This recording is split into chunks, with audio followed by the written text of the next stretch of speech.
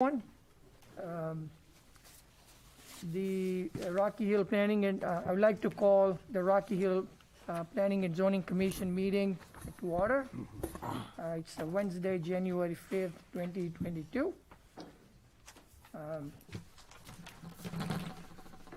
Commissioner Zarelli, you want to read? Oh, I thought you said she had something to say.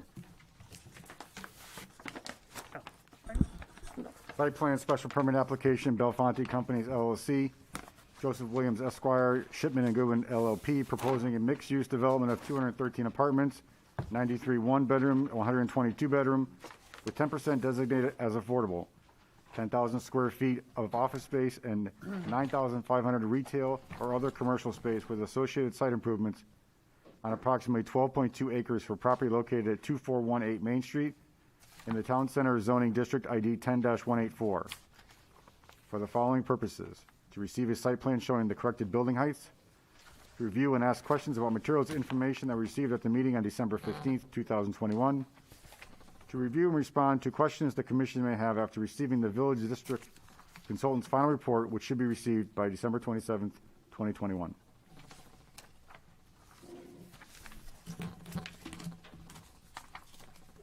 I would like to call the developer, if you have comments.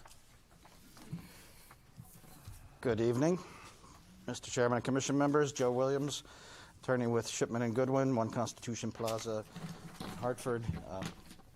Good to see you all again.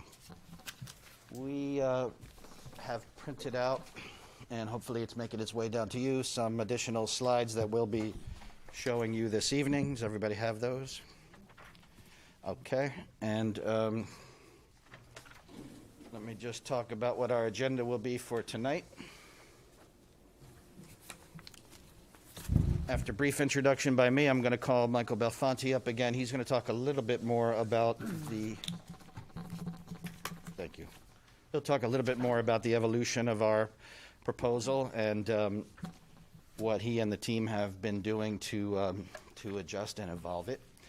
Then Mark Forlenza will come forward and he will tell you about a few changes to the site plan that we would like to propose to try to address or at least satisfy as best we can some of the requests and comments that the Commission has made to us over the course of this public hearing.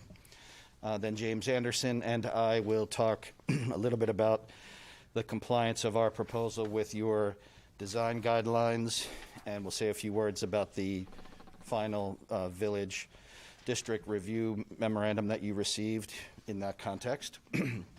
Then I'm going to call forward a statewide and really national expert that we have engaged to come here and talk to you about the retail market nationally across the state of Connecticut and here in Rocky Hill and in this neighborhood. His name is Stan Yazdowski, so he'll be able to talk about the retail market at the macro level. And as I said, at the micro level in this neighborhood. Stan has done a lot of research supporting his opinions. We didn't want to give you a whole lot more paper to read, so I just asked him to come, share a few slides, and talk to you about what he has learned and what his experience tells him about what's going on in the retail market today.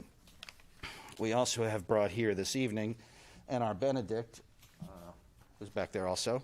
Mr. Benedict is the gentleman whose report I gave you at the last hearing, where he gave his opinions about how our proposed development will not negatively impact and, in fact, very well may positively impact the property values of the property surrounding our site. And as you know, the Commission asked to continue the hearing in case you had any questions about that report since you received it on December 15th. So as a courtesy to you and to make sure you had available all information and expertise that would be possible, I asked Mr. Benedict to come here tonight. I'm not going to ask him to present his report to you again, but if you have questions, he's available to answer it. If you have additional questions about the retail market and property values and that sort of thing, he'll come up and answer them or get involved in a discussion. And then I'll say a few concluding remarks. What else? You also listed on your continuation notice for the public hearing wanting a corrected site plan. I would just note our site plan and our building elevations have always shown that the three buildings on the south side of the site, I believe it's 8, 10, and 11, are 2 stories. They've always been designed to be 2 stories. We just had the rendered site plan that incorrectly showed them as 3 stories.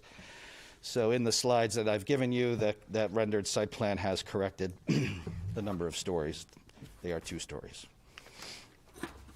We've also given you, and you have, I think, in the packet that came around from Ms. Ritchie, a letter from the State Historic Preservation Officer reporting their opinion that there will be no historic properties impacted by our proposal, and that there are unlikely to be any significant archaeological deposits on the property. So we sort of have advanced that discussion a step beyond where you usually are at this point, but since the question was put to us, we asked, and they were kind enough to give us that letter. What else? Commissioner Zarilli, I believe, asked us at the last hearing about how trash pickup would work in the development. So we've given you a 1-page memo. You'll see it says MCR Property Management at the top. And that's a Belfonte-affiliated company that will handle the property management for this development and is handling the property management for the Cromwell development that's recently been completed. And so Janice Miner from MCR gave you a statement there as to how the trash removal will work. Essentially, there will be a valet trash service that will pick up the trash at the office building, at the retail sites, and near the apartments, and will bring it over to a dumpster and a recycling container at the back of the site. So you have that. We've also given you, you should have an 11 by 17 size color printout of, it's a PDF of a site plan on which our engineers put little boxes with red ink that talks about the modifications that we're proposing, and Mark Forlenza will walk you through that in a few minutes. So with that, I'd like to call up Michael Belfonte.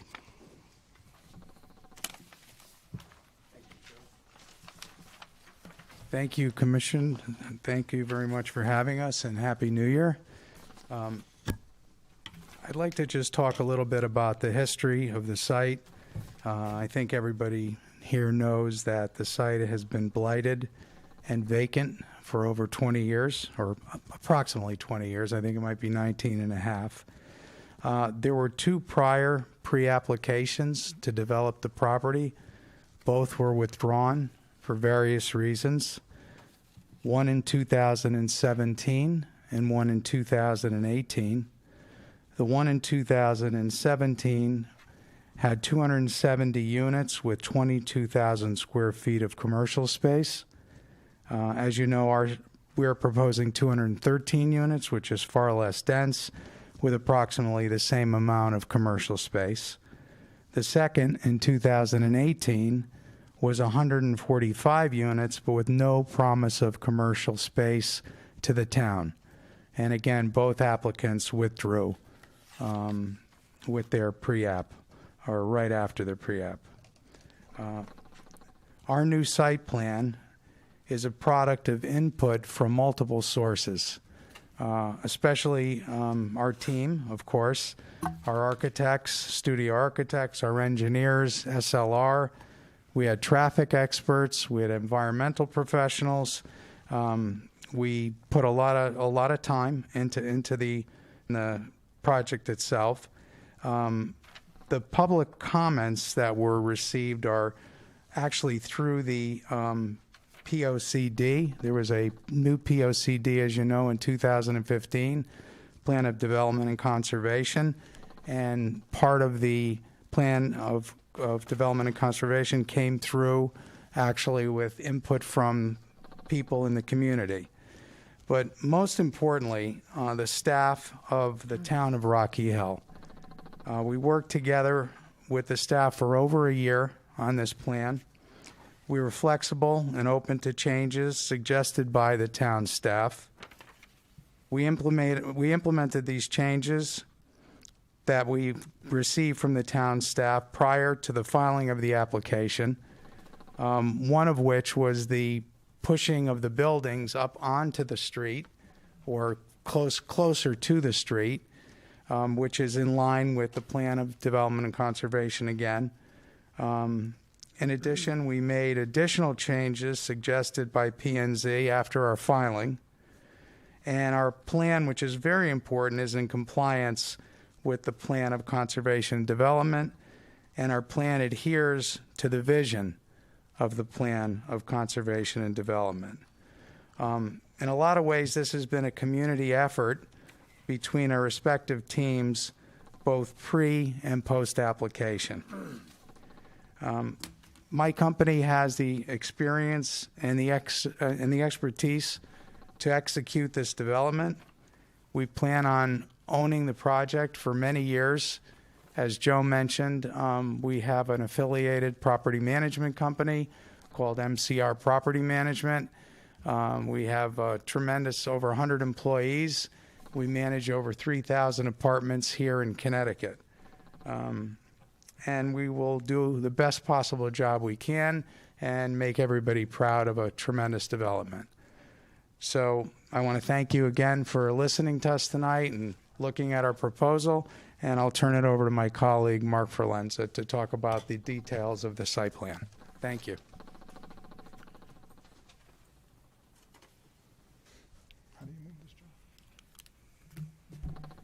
Good evening, Commission. It's Mark Ferlenza again. I've been in front of you a couple of times over the last several months. Thank you for coming out tonight amidst the outbreak of COVID, and so thank you for doing that. I'm going to do just one thing tonight. I'm just going to go through some of the proposed changes we have made to this site plan that is highlighted on your handout and also on the screen. Changes that we made unilaterally, and then changes we made with some of your suggestions over the last couple of meetings. So this, as you've seen this rendered site plan a number of times. So what I'd like to do first is just to tick off some of the changes that we made, and then we could look at the highlighted site plan, the modified site plan that you also have in your package. So these are our proposed changes to the site plan, and again, you can follow these either on your handout or on on the highlighted modified drawing. We heard the community loud and clear. We will, as Michael said on a number of occasions, change the name of the community to something more appropriate. We usually do that during the design development phase when we hire a number of firms to come up with the best name for the community. So we will change the name, and you'll notice on our slides that the name has been changed to Mixed Use Community. We also heard you guys loud and clear about the setbacks.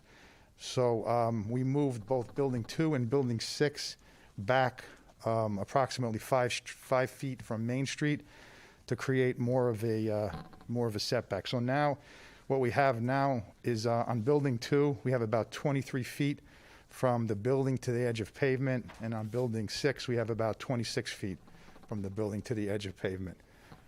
We were comfortable with the way the buildings were because I think it activates the street, but it does so even with moving the buildings back 5 feet, so we're comfortable doing that. In addition of moving the buildings back, we also are proposing sort of a stone wall, and I think it was Mr. Zarilli that may have suggested that. So he may have suggested some bollards, so we put some stone walls in the front, sort of defining the property and potentially putting some safety measures in place. We verbally said we would add a sidewalk on Pratt Street along the parcel frontage. We will do that, so you see that on your plan. In addition, you'll see on your plan, if we get temporary grading rights to the 2 houses on Pratt Street and then the neighbor in the corner, we will put the sidewalk so it loops around the site. The corner piece, I don't think there's going to be any problems getting the grading rights for that parcel, but I'm not so sure about the 2 houses that are there too. But if the town gets them, we will install the sidewalks. There was suggestion to do some work or coordinate some work with the Connecticut DOT and with the bus shelter that had to be coordinated with the Connecticut DOT and Connecticut Transit. So we will meet with the parties, the town, the transit, and the DOT to come up with a plan, and we will implement that plan if approved and if allowed by the state agencies. We'll deed the pocket park to you guys that was shown on the left. We talked about that last time. And then on this plan, we added additional screenage on the 12 and 14 Pratt Street that you can again see on the drawing that I'm about to go over. We talked about fencing buffers. You know, it seemed like the posts were the things that were damaged. If the posts have to be replaced, we'll replace the post, and then we also added some additional screen fence on the north and east sides of the property, as the neighbors had asked and you had also asked. The building to the back, which is building 8, you know, we moved that building also to the north a couple of feet, and then finally, you know, the interior lights went from 4,000K to 3,000K. You know, as was suggested. These proposed site plan modifications are sort of shown on this diagram, that you have it highlighted in red and blue and green. So those are the changes that I just described that we're making on this site plan. Let's just take. Say again. Oh yes, I went right over that. The most important one. And number 3, what we're proposing to do is on building 11, which was the 10,000-foot office building. We're proposing to make that 11,000 feet, and then if there's demand for the retail, we will make the bottom floor of that building also retail. So therefore, we're adding about 1,000 feet of non-residential to the community, and then we're adding 5,725 square feet of retail to the community. So we're adding 1,000 feet of non-residential, and we're converting that half of that building from office to retail if there's demand for the retail. And I think Mr. Zerilli suggested we do that also at the last meeting. Thanks, Joe. Here are some of the changes that you could see that I just described verbally on the plan. I'll just call your attention just to a couple of them because I don't want to go through all of them again. If you look at building 2 and 6, you could see how the buildings sort of shifted to the east. That's highlighted in the green line. Below the green line are blue lines. Those are where we're proposing to sort of put some 3-foot stone walls, you know, in the community. And I have some cut sheets of those that we can view in a couple of minutes. That increases the sort of the building to edge of pavement setback, what I described, 22.6 feet on building 2 and 26.3 feet on building 6. Some other, I told you that I just mentioned the second bigger change on building 11. You know, we're increasing the building to 11,500 feet, the gross square feet, from 10,000. So that's actually an additional 1,500 feet. And half of that building, if there's demand, we will make that retail. You could see on Pratt Street in red, you know, the sidewalks that will install, and if we get the easements, get the grading easements on the 3 parcels on Pratt Street and Division Street, we will also put the sidewalks up on that part of the site. And then there's just sort of other miscellaneous things like the privacy fence and the providing additional evergreen plantings that I also described in sort of the previous slide. That's all right. This is an example of a stone wall that we probably would propose to put. It'd be about 3 foot high. I'm not sure that looks a little bit higher than 3 foot, but it'll be a 3 foot high wall in front of the site, sort of protecting sort of the setbacks like some of the commission suggested. That's sort of, it was under construction, so you could see the side of the wall. This slide just shows you some of the building setbacks to Main Street.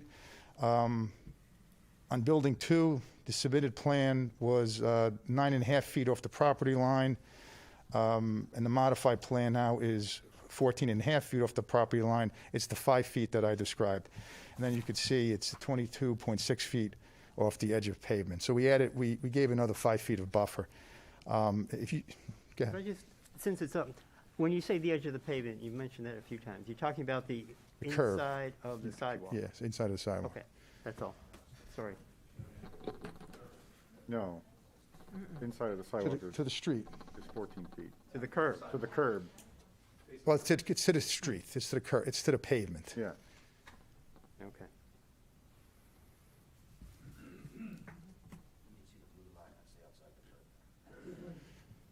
Building 6, as I described, it's also, we also moved that 5 foot, the building's 5 foot back.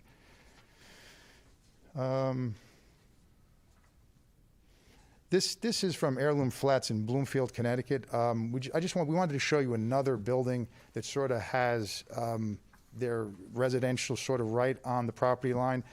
In Bloomfield, they have a slightly different zoning in their downtown district. In their downtown district, they require the building to be not more than 15 feet from the property line.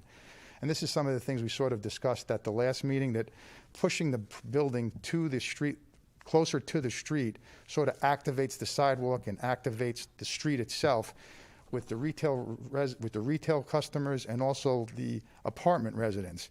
So there's good planning backup to say that the buildings should be encouraged to be closer to the street, and the Bloomfield downtown district actually says you can't be more than 15 feet from the property line. So we took a picture of this building. Now, this building is 4 stories.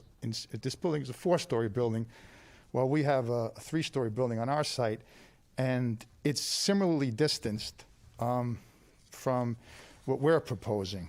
So in this photo from this side, it's 27 feet off of the edge of pavement, just to be consistent, since we're talking about consistency. But their building in general, fronts the street on 3 sides, and their edge of pavement setback is between 16 feet and 30 feet. So we're well within sort of the realm of, pushing the building close to the side, close to the road, closer to the sidewalk to activate that. And this is just an example that we took on something that was recently built in Connecticut. And I think the last thing that I'm going to do is just show, I know there was some consternation from the neighbors about what the buildings would look like closest to their property line.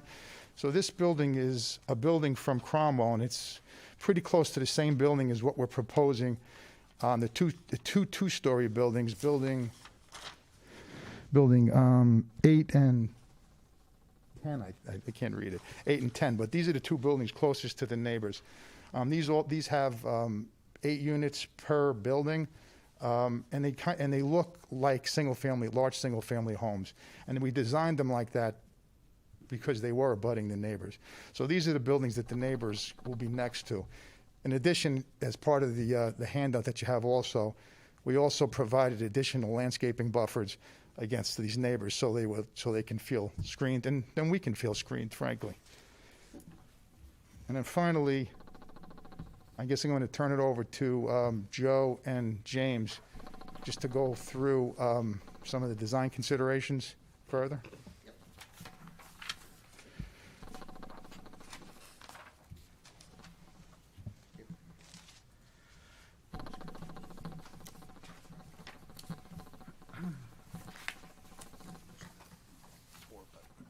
I want it to go back one.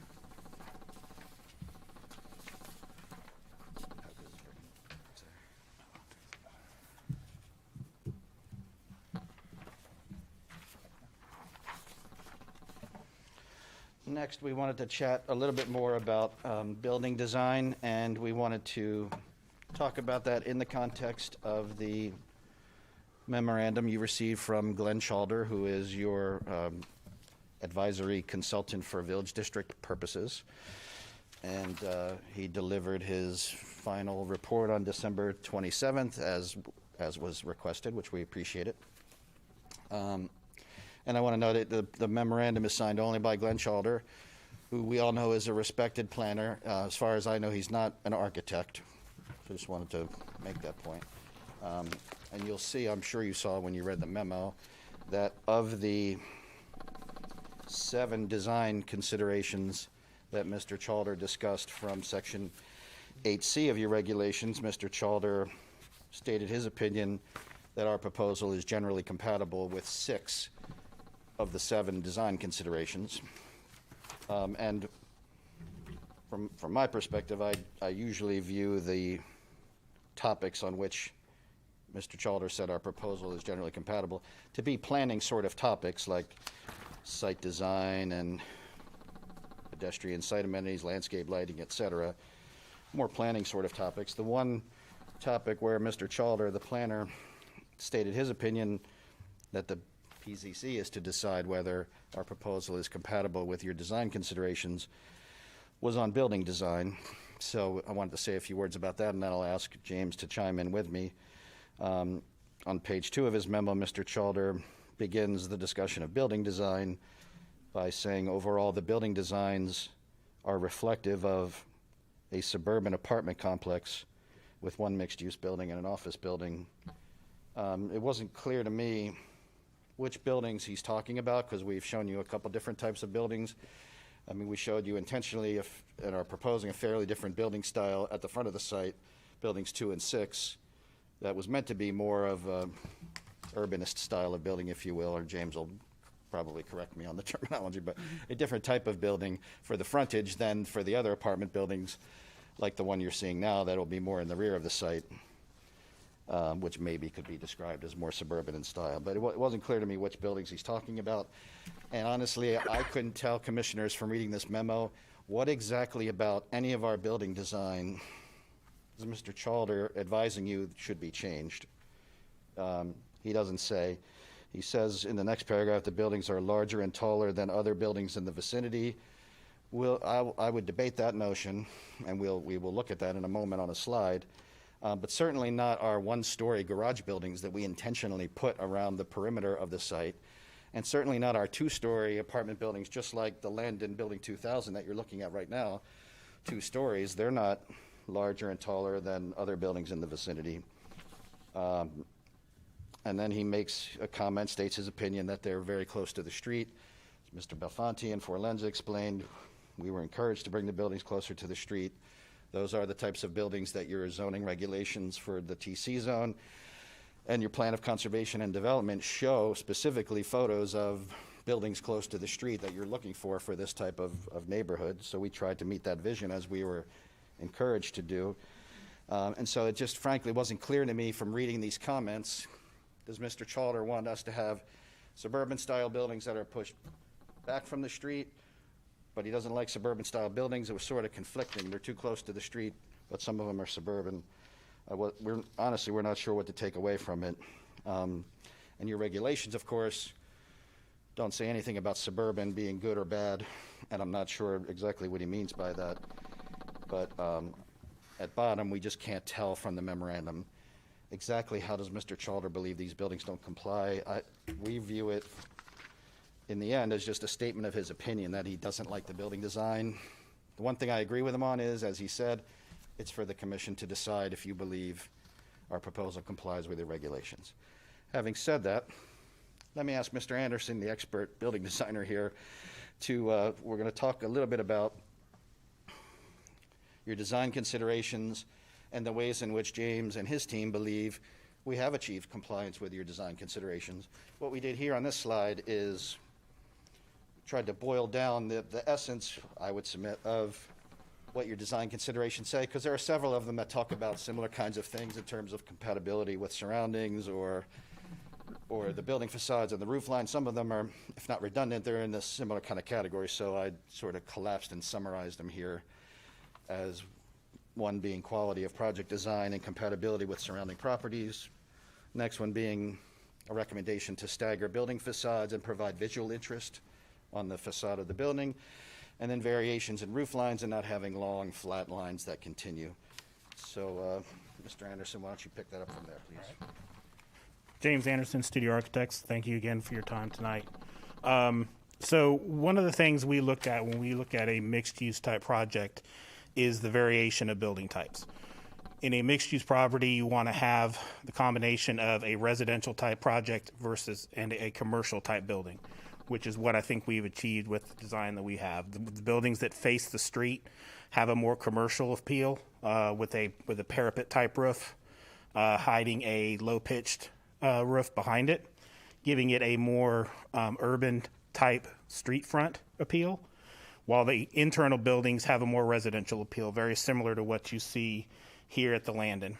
So using this just as an example, variation of roof pitches, we use a combination of gables, where we have gables and insert gables to vary the height of the roof. You notice also in the end of the building, we've actually raised the heel of the roof to pop up the left and the right side of the buildings to be 2 foot taller than the main roof structure, to allow to have some variation in those heights, both vertically, and then we also have inset. So we have the inset portion between the left and the right component, pulling those bedroom areas more back into the private portion of the building, whereas your balconies and your porches are at the front, allowing for visual interest as well as the tenants inside being able to enjoy those amenities. One of the things we did take a look at, per the request of the commission, was the surrounding neighbors' properties, as far as that are comparable to ours, or that are adjacent and abutting our properties. Across the street from us, we have the property there that has that commercial look to it, which I think our building, being a commercial appeal on the ones that butt Main Street and Dividend, complement that. It continues that feel of a commercial style type building with storefront, large expansive windows, and changes in elemental facades, and the incorporation of brick. The 2 other properties that you see in the photos are the condos that surround the property.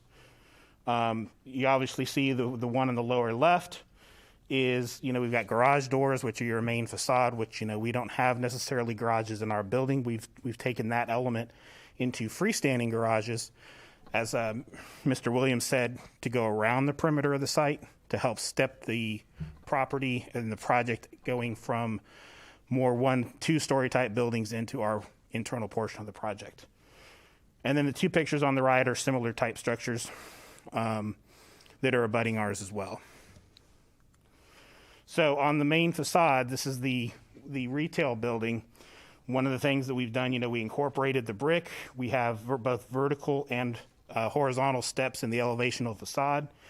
We have the pop-ups of the parapets at integral elements, mainly entrance points or proposed entrance points for future retail tenants, and canopies to help designate those main entrances for the retail tenants. We've also envisioned this being an area of high walkability, due to the fact that it's very likely that one of these tenants would more likely be a restaurant, which would allow for some outdoor seating to activate that front walkway area that and plaza that we created.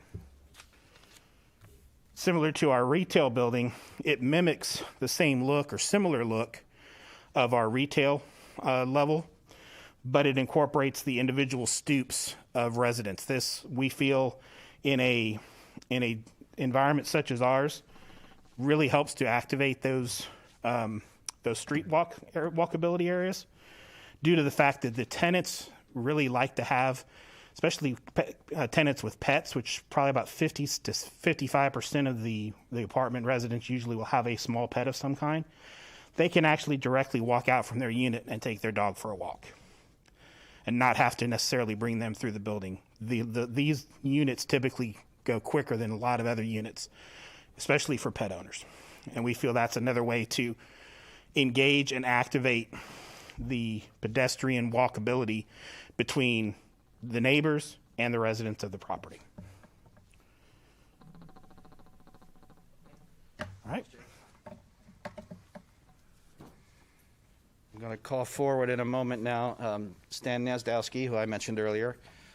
Stan is one of the senior real estate market consultants and appraisers in the state of Connecticut. He is somebody who I have asked to speak to several planning and zoning commissions around the state, somebody that I have called as an expert witness in court over the course of 25 years or so. I place great faith in his judgment and his opinions. He has served as an adjunct professor at New York University. As you see on the slide here, he's a CRE, a counselor of real estate, which is an elite designation that only about 1,500 people have in the world. And he's worked on a lot of different properties all over the region, to put it mildly. And I think you will benefit from hearing his thoughts about the real estate market in the area and in the nation. Stan.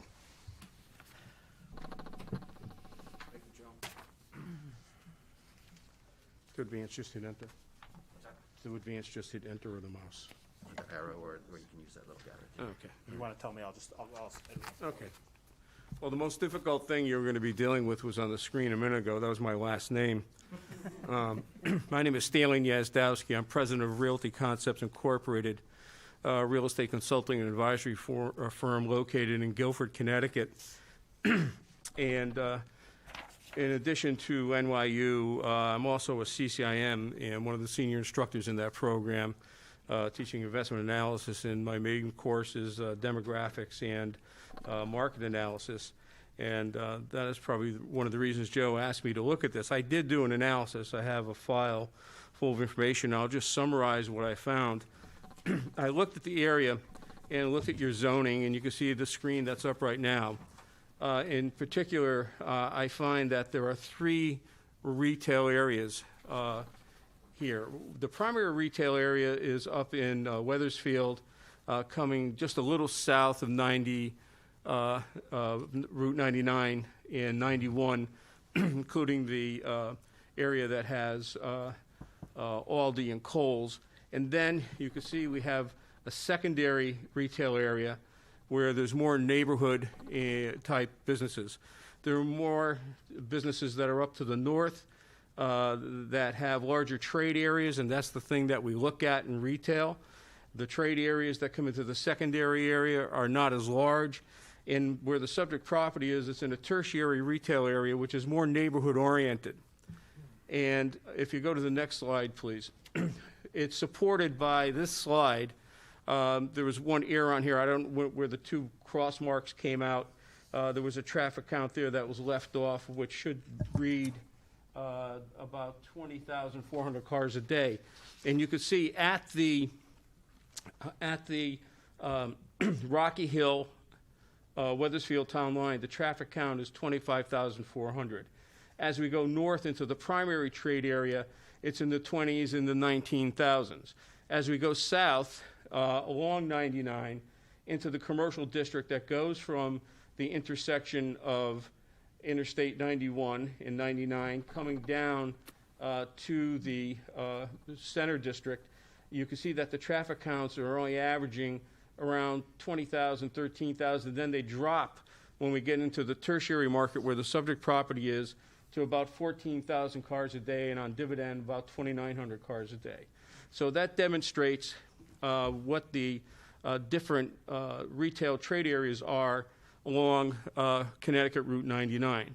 The next slide, please. Okay. What does a retailer prefer? Well, a retailer prefers a location in the heart of the trade area. So it's just not Rocky Hill, it's just the area around where they draw their patronage and their customers from. It's getting to the site, that's important. So they want to be in the heart of their trade area. And the heart of the trade area for retail happens to be the northern part of Rocky Hill and Weathersfield, the southern part there. They look for good traffic counts that I just demonstrated to you. And they look for close proximity to major retail traffic generators such as Walmart, Kohl's, Aldi, other major retailers. They would like to cluster near that. That agglomeration helps them attract additional foot traffic. Next slide, please. So 2418 Main Street has a tertiary location. It's really a 3rd-tier retail location. Has very low traffic counts compared to the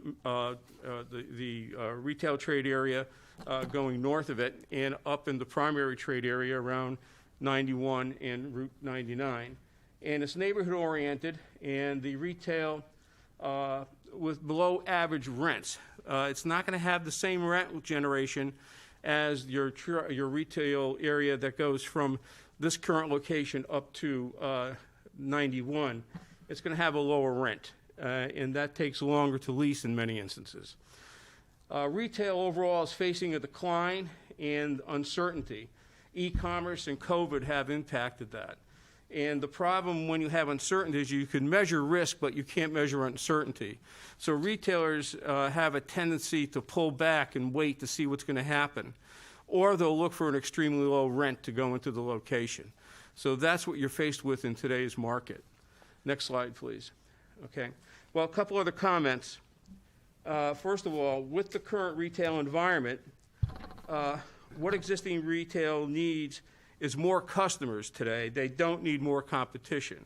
So putting in more retail is going to hurt the existing retail customers that we have in the neighborhood and in your retail trade area. In doing some other history and looking back, talking to the commission, the Planning and Zoning Commission office, there have been 4 projects here in Rocky Hill that have been put on hold. One of them is the second phase is about 42,000 square feet of retail that hasn't been built. If there was demand, I'm sure that retail would be in the ground by now. And again, apartments create more customers, and if the subject property introduces more retail, it's a zero-sum gain. So apartments are really a good generator for retail because they provide them more customers. And again, if this went forward and the retail that would be there in place would just be watering down the competition that's in the area right now. Thank you. Thank you.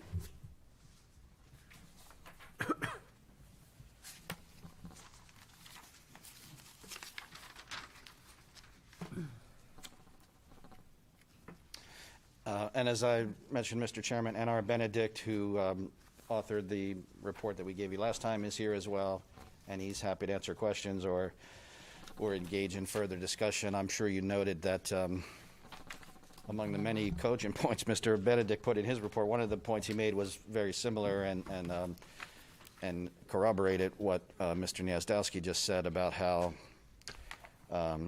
adding more retail in an area where there is not strong demand will actually be bad for the neighboring retail businesses and will provide more competition than they need and they can handle. And I believe Mr. Benedict said in his report, therefore, would harm the property values of those businesses. And we thought that this summary that we gave you would be helpful in that regard. Kim and her office were kind enough to, as I'm sure you saw, list all of the properties that are in the town center district. And we had asked our team at SLR Consulting just to do a summary and sort of break down those properties by use type. And it was interesting to see, as you can see on here, that of the 58 properties that are zoned town center, 2/3 of them are commercial. 273,000 square feet. That's not including the Ames building. And only 31 to 35 existing residential units. So we thought that might be useful information for you to have as well.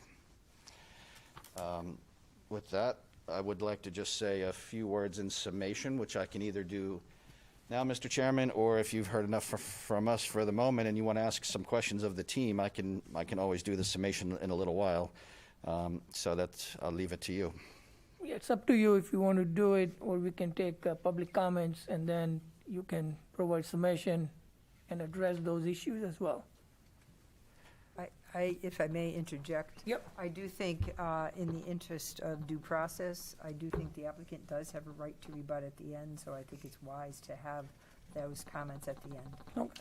Yeah, I didn't know you wanted to go to the public again, and of Yep. course, that's fine, so I agree. I'll be happy to do it after that. Right. So I think we are going to open it up to the public, but I think before that, Kim, you have something you just want to summarize? Well, I do have a comment also from an email that came in prior to the last meeting. And I apologize to this individual. I don't know if he's in the room. I do have an email that came in, and I don't know if I sent it to the applicant or not. I do have a copy. I'll get to you if I haven't. I'm going to read it into the record, if that's okay. It was received on December 14th at 3:02 p.m. And the gentleman's name is Neil Fructuoso, and I apologize if I mispronounced that. He's from 10 Belden Lane. It did come in, and I had so many emails that day that I missed this one. I do have a copy in the packet, plus the subsequent email conversation that he and I had, but what's for the record is, and it's a rather lengthy email, but I must read it into the record. All right. Hello, Planning and Zoning Commission. I have watched the entire initial meeting and wanted to have a few comments placed on the record for this second meeting. I am not able to attend in person. I live at 10 Belden Lane in Rocky Hill and have a few concerns with the proposal as it sits. Many of these concerns have been raised by fellow members of the community and the commission, and I hope are addressed before making a final choice on the proposal. 1, town center. This is billed as a town center, but is mostly private property with little access for the public. How can we have a town center that we, the public, can't even walk through the center of? If this is all private property with the center being a pool and green space that the public can't use, how does this help us achieve a town center atmosphere? I look at neighbors to the north and see what they have done with Old Weathersfield, and particularly Main Street, and see many activities, tons of events that drive foot traffic to the area, and an ever-expanding list of restaurants and shops, many of which are either new construction or are revitalizations of existing buildings. 10 years ago, it was not the town center it is today. By slapping 200 apartments in this space, I don't see how we can ever achieve what Weathersfield has been able to do. Building on that, we have a town center with a brand-new senior community center, police station, and vacant retail space that is accompanied by sidewalks. With sidewalks only currently possible on the frontage facing Main Street and Dividend, we still have a number of challenges with connecting to the current town center and this potential town center to the riverfront. To make the center of a town a destination, I believe we need to find a way to connect these disparate locations to one another. We should hold on building another town center like Town Center West, which is what this proposal sounds like. 2, while this area is zoned mixed use, and this proposal is that, as many have stated, the apartments far outweigh the retail and office space, and I feel to accomplish a true town center, you would need more retail and office space. I look west to Newington and think of their town center with mostly 2-story buildings with office and apartments on top and retail on the bottom. Why can't we have a more even mix like that? The developers say this is a mix they want and need to make this successful, and that they don't feel they could lease additional space. I agree they probably couldn't, but also believe that this is more to do with the lack of access and parking in the current plan than it does with anything else. This plan is conducive to retail. It instead feels like an afterthought to fit within the current zoning regulations. The current proposal has retail space more towards Dividend with no parking out front due to how close the buildings are, which is another concern due to traffic patterns in the area. Number 3, traffic. You can run all the numbers you want on the traffic on Dividend, Main, and Pratt, but it is useless without actually seeing how the traffic is currently flowing and the current dangers that already exists in the area. I have many family and friends who refuse to come to our home by using Pratt because vehicles fly up Dividend where they are blind to traffic crossing to Pratt due to topography. If you have crossed Dividend using Pratt, I am sure you have at some point looked both ways, saw the coast was clear, and then pulled out only to have a car flying over the hill on Dividend at you. This is something that seriously needs to be looked at before bringing any more traffic to the area. 4, sidewalks. There's a lack of sidewalks in the neighborhood, Pratt, Belden, Glastonbury, Washington, Riverview. I walk them all, and it's not safe at current traffic levels. We need to find a way to make this area walkable if we want to bring 200-plus apartments and the residents' pets that come with those. These units will be sold on the proximity to both highways and the river, but there is no safe way to access the river by foot. Will that lead to more cars speeding down Pratt, Belden, Glastonbury Avenue to access the riverfront? As it stands, there are many vehicles that speed down Belden daily, so much so that I could tell you that makes, models, and times of day you will see certain vehicles speeding. Most of this traffic comes from a select few who reside either in Brookwood Village, Cedar Hollow, on Pratt, or closer to Dividend. I have now asked one of these folks why they use Belden as a cut-through, but it appears they rather speed down Belden than go up Pratt and deal with the 2 traffic lights and the possibility of getting stuck at them when heading north. My dog was hit by a car while being walked on a leash by a resident of Brookwood who was speeding and not paying attention to pedestrians. I have a 16-month-old daughter and want to be sure that added residents of this proposal don't drive more traffic down Belden as a cut-through to avoid traffic lights. 5, failed developments. This area is full of failed developments. I understand Ames property has been vacant for years and is an eyesore, but I don't believe that just because this is the first legit proposal we have seen in a long time, or possibly ever, for this property, that we should move forward with it. The last thing this area needs is another failed development. 6, zoning. If this is the best proposal we have seen with the current zoning, perhaps it's time to revisit zoning for this property to attract other opportunities that may better align with the town's vision and residents' needs. I also wonder why in a real estate market that is so hot with inventory so low and the residents' needs, I also wonder why in a real estate market that is so hot with inventory so low, why we can't find anyone looking to build single-family homes or duplexes. I think it would be great to have Main Street and dividend frontage occupied by strictly retail or office space with the neighborhood behind it as both single-family homes and duplexes with some possible green space mixed in. I could even see retail and office space on Main Street and dividend frontage with apartments on top, and then some single-family or duplexes behind that.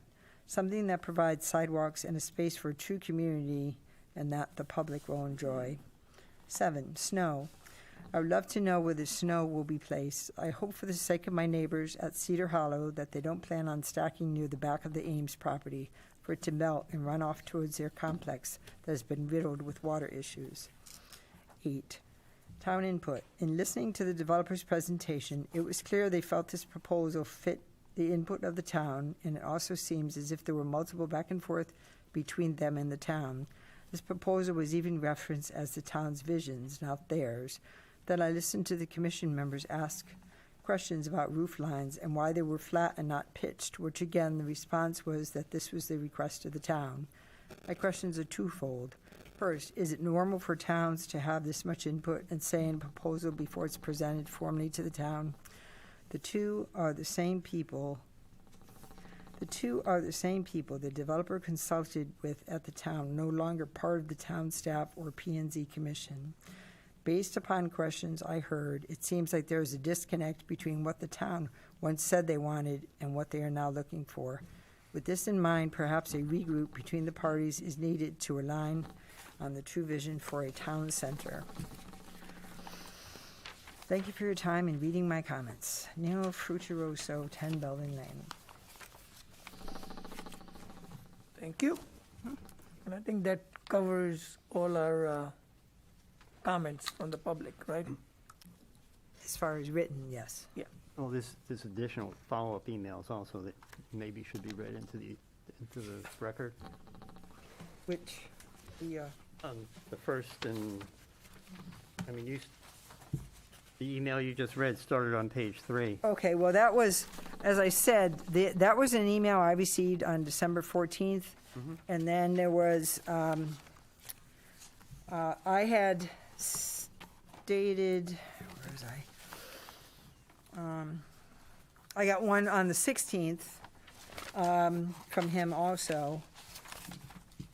And then the primary concern was that I didn't read it into the record on the 15th because I didn't see it. I did see other emails that were in close proximity on my computer screen. We all do that. So I wanted to make sure that I got that into the record.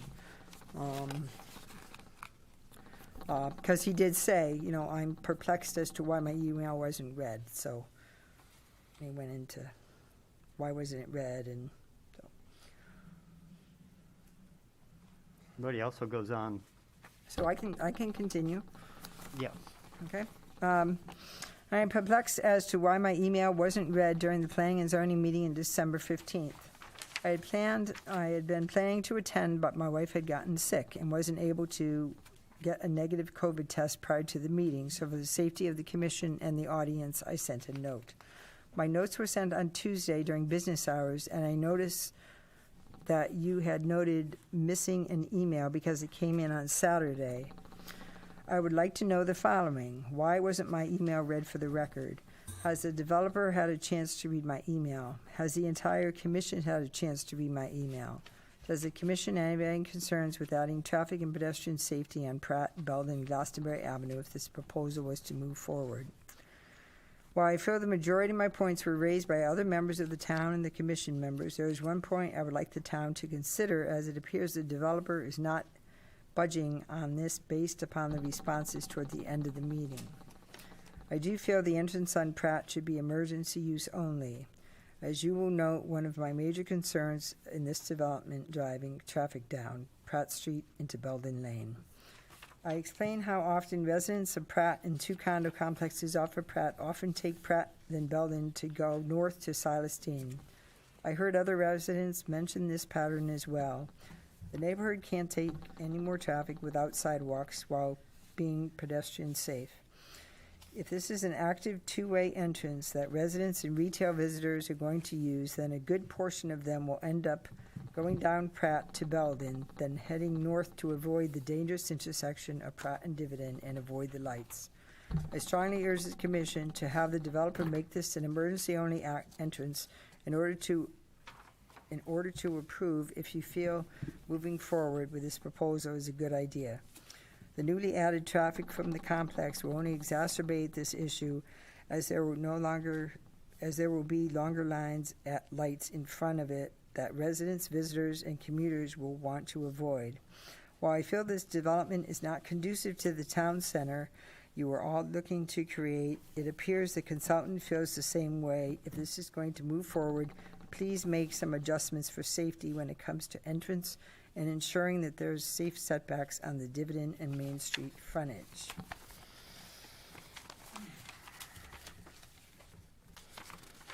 Hang on. Traffic studies are simply counts of traffic and don't take situational nuances that exist in this area into account.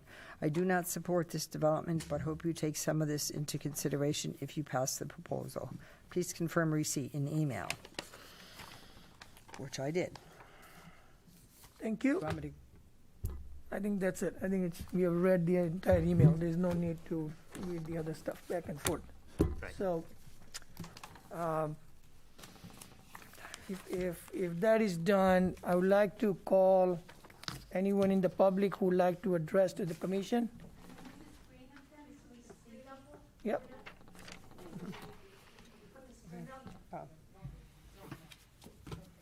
We have to get. Never mind.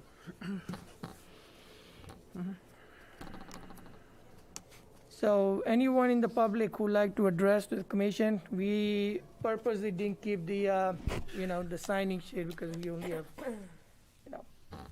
handful, so yes. I apologize, I don't have a sign-in sheet for this evening.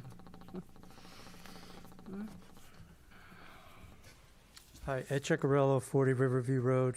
I want to thank the developer for bringing in the adjustments to the site plan, as you suggested, and a lot of people from the public did, moving numbers, building 2 and 6 east.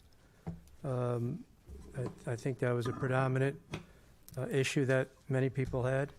And also the sidewalk on Pratt Street. I would ask if you do rule on this tonight, that would be a condition, that sidewalk on Pratt Street would be done. And then my only question, really, I'm very brief tonight.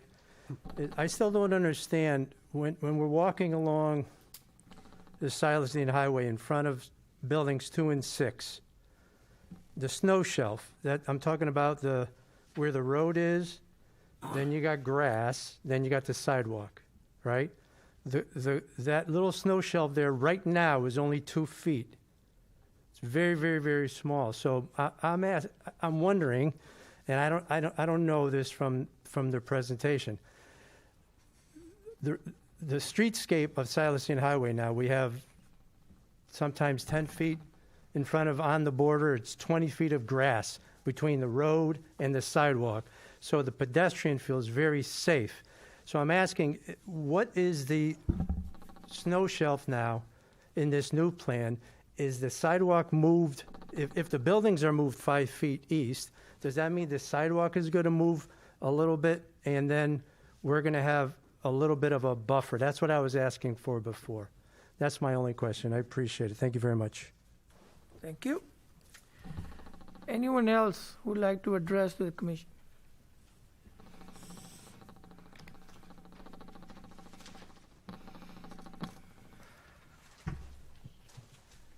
My name is Helen Perry, and I'm from 14 Brimfield Way.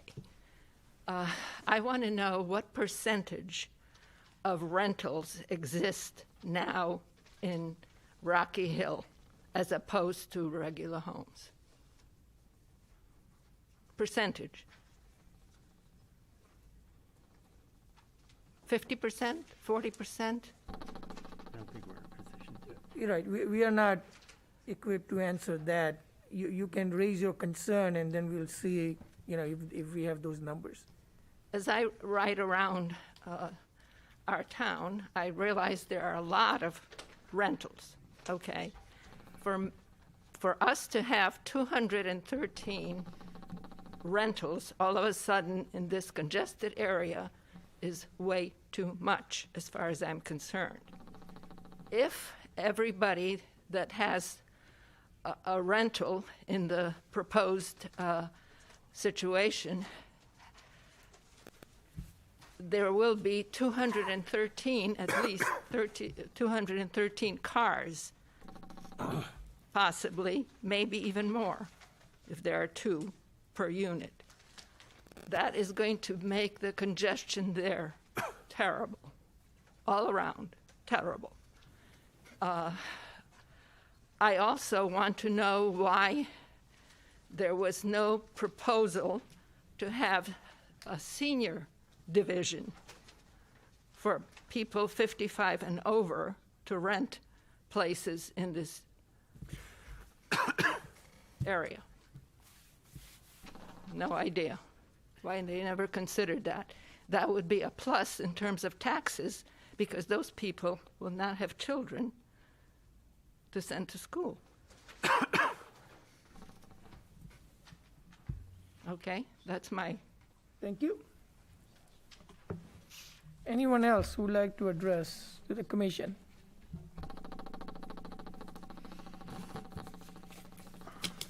Anyone else from the public who would like to address to the commission? We do have another email that received for today's meeting. Okay. There was a woman that came to the counter that was wondering how she could communicate, but she could not attend the meeting. It is from a woman by the name of Margaret McDonough. My name is Margaret McDonough. I have a great proposal for the area on Dividend Road where a First National shopping center was built. Some years later, Ames Department Stores used it for their offices. Before this was built, there was a beautiful house with a porch in front. There's a picture of it at the town hall. Marge, who used to work for the town hall, had a relative who lived there. It would be a wonderful place to have a building built there that could be rented out for different functions people would have. The town of Wethersfield has a Solomon Wells house that is used to be the warden's home when a prison was there. This is available to anyone who a function is there. I have decorated it for Christmas with a home garden club. Also, there is someone who lives on the second floor that takes care of it. In the large lot, some condos could be built. This would butterfly, I don't know what that means. This would better the area, which is an eyesore. Sincerely, Margaret McDonough. Thank you. If there are no more questions from the public or emails, I would like to... Yes. Linda Saraceno, 29 Brimfield Way. My question is, 1-bedroom, 2-bedroom apartments, how many people will be allowed to live in each apartment? And say nephew, niece, cousins, maybe they're having a hardship, and can they move in with the people? Are there going to be any restrictions on the amount of people living? And that will also bring on more cars and more of everything. So, do we get answers from any of these questions? So I want to make it clear, this public hearing was continued to discuss 3 items. And those items are hearing continued for the following reasons: receive plans depicted corrected building heights, review and ask questions about information received at December 15, 2021 hearing, and review and responses to village district consultant's final report to be received on or before December 27, 2021. So these questions are to no avail. So a lot of the issues were discussed during the past public hearings. So unfortunately, we cannot open the issues to the larger, or open the public hearing, for the larger issues. So the emails that Miss Ricky is reading doesn't matter then tonight. The one from December 14th definitely does, because that was an oversight on my part. But Right. I can answer a question about the number of people, if can? that's okay. I, as staff, can certainly do that. Myself and David Pomberg, my assistant, serve as do other individuals in the building department, health district, and fire marshal's office, serve to enforce what's called the housing standards, which is a fairly new ordinance that the town created. And some of those items, there's 2 sections in that town ordinance, which I can certainly send to you, deal with overcrowding. Now, many apartment complexes in the town of Rocky Hill and the state in general have in their leases numbers of people that can reside in a unit.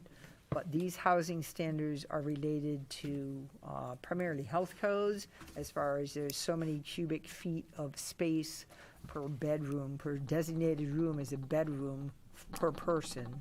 So they dictate how many people can be in certain size rooms. I don't know. I mean, you probably can't answer any of the other things I have, like if it's ever checked on, like we have a form where we live, we have to fill out, do we have a tenant living with us? Like like we have a basement, can anyone live there? Do you have a tenant living with you? Questions, there's forms for all our condos. If anybody ever tries to live with us, we're gonna have to, we have to report it.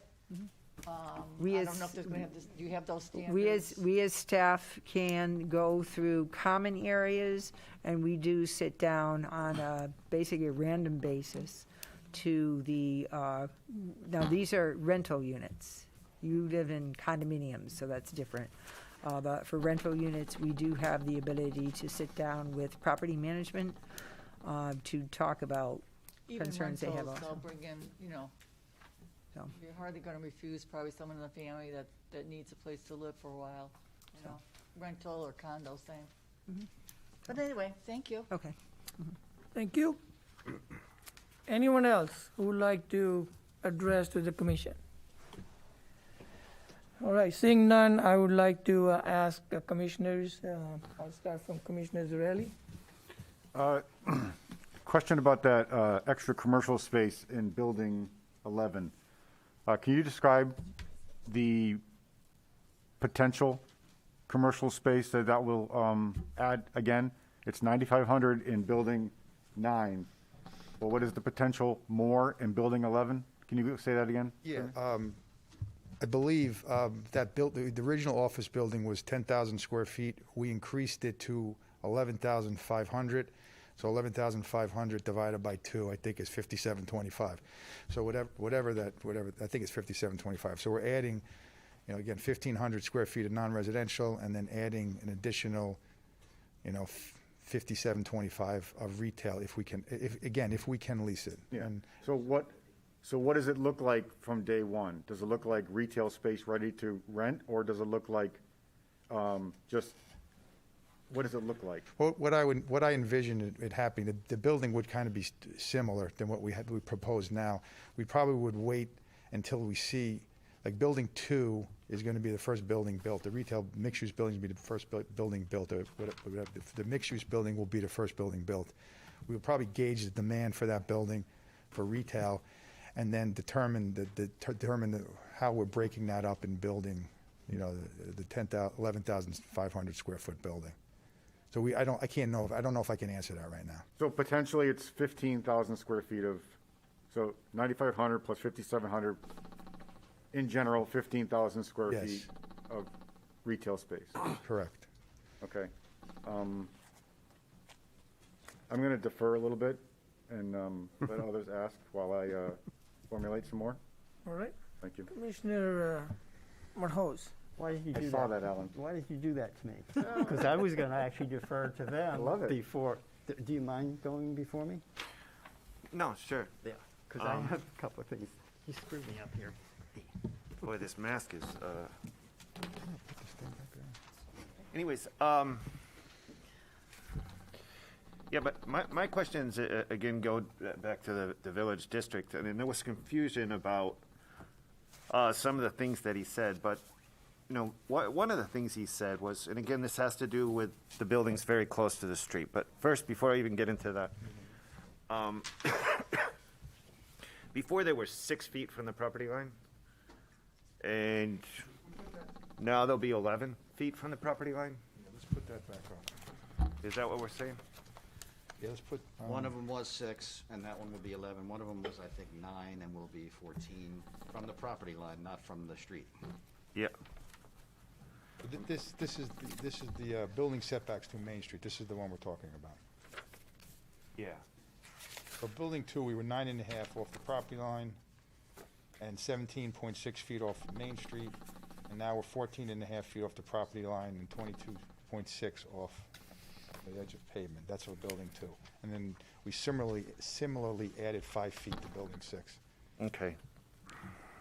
But and I know there's the exception to the rule if the board approves it, but the norm's 35, so we would be agreeing to cut about 20 feet off the setback of the norm.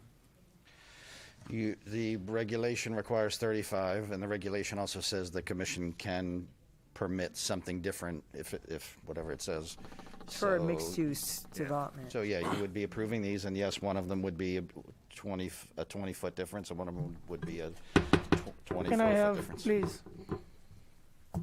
So, just with that, the thing that I wanted to follow up on is that, and for Mr. Chalmers, the village district consultant's report, he says that the residential-only buildings in front of Main Street, buildings 2 and 6, are close to the street. So we're getting 5 feet back from that. But he goes on to say, while this might be appropriate for a mixed-use building where retail storefronts would invite pedestrian activity, outdoor dining, etc., it's unusual for the first-floor residential units in a 3-story building to be this close to a 4+ lane state highway, especially in communities in Rocky Hill.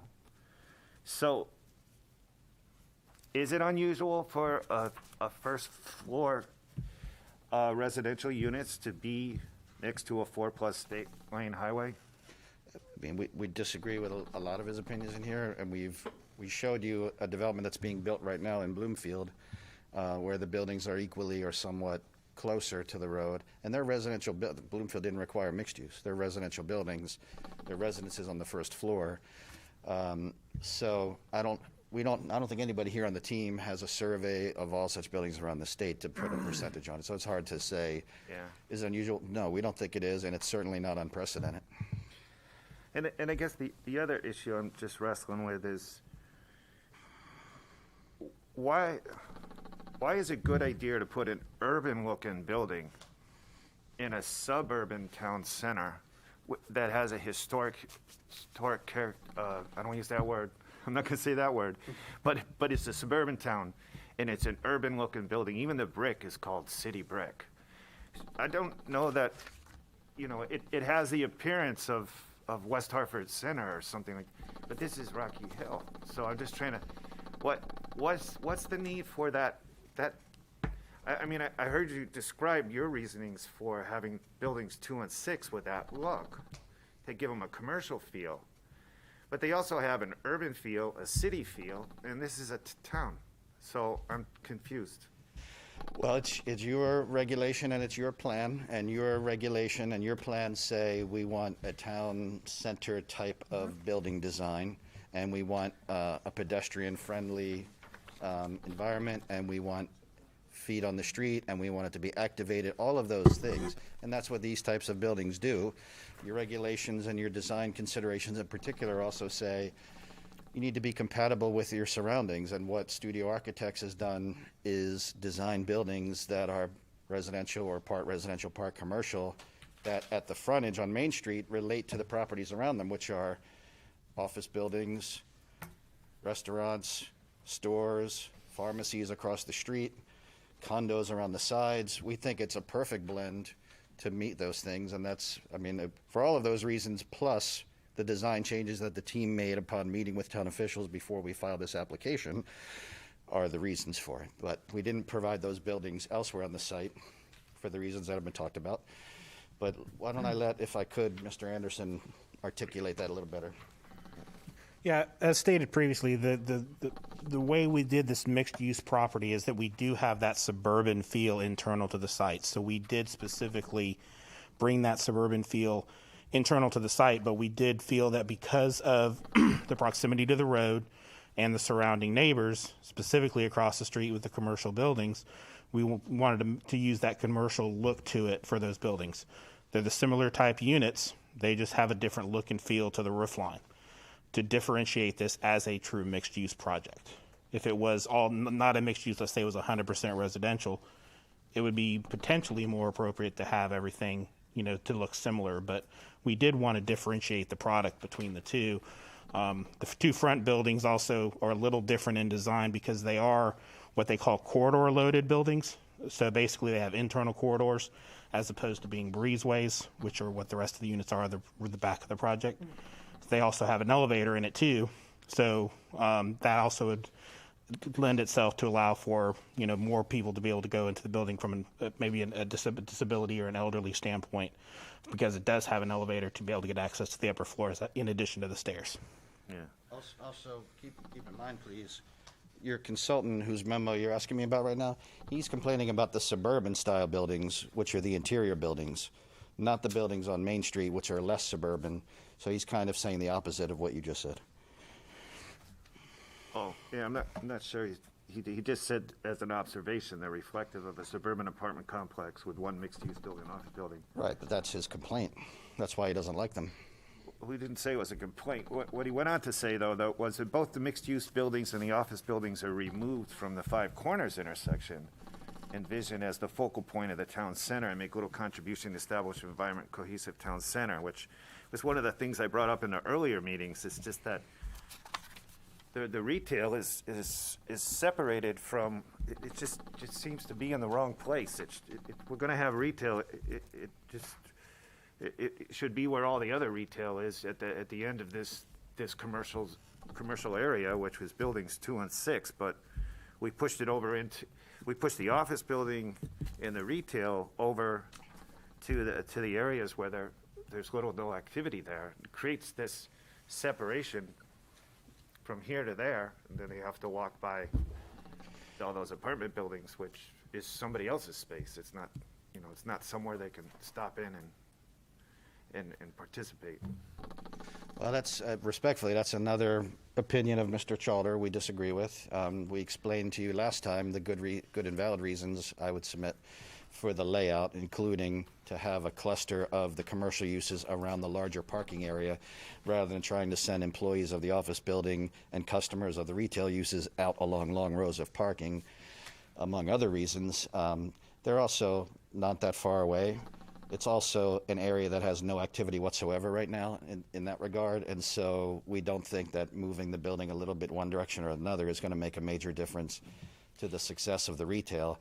The biggest component, the biggest driver of the possible success of this retail, as our team has explained to you previously, is number one, that we're bringing in 213 apartments that will immediately provide customers for those businesses.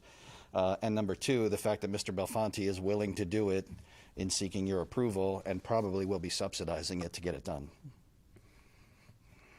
And one other thing, let me go back to this one slide here. Let me find it.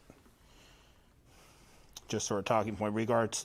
So in this plan, the location, you indicate one of the reasons we specifically did the plan the way we did we did hear comments from some of the residents about putting parking lots in front, putting the buildings further back. That's more of a traditional strip mall type feeling, which we did not want to have as part of what we would consider, this portion of the project, because we feel it's very important to maintain that walkability. We basically, by doing this plan, doing it the way that we have it set up, we've basically moved the parking for the retail and the offices so it's not directly on the street, doesn't add additional congestion by additional curb cuts onto Main Street and or Dividend, utilizing existing curb cuts that are there, and also keeping it visibly screened from the street and creating an area where you're looking at a building as opposed to a sea of parking lot with a bunch of lights.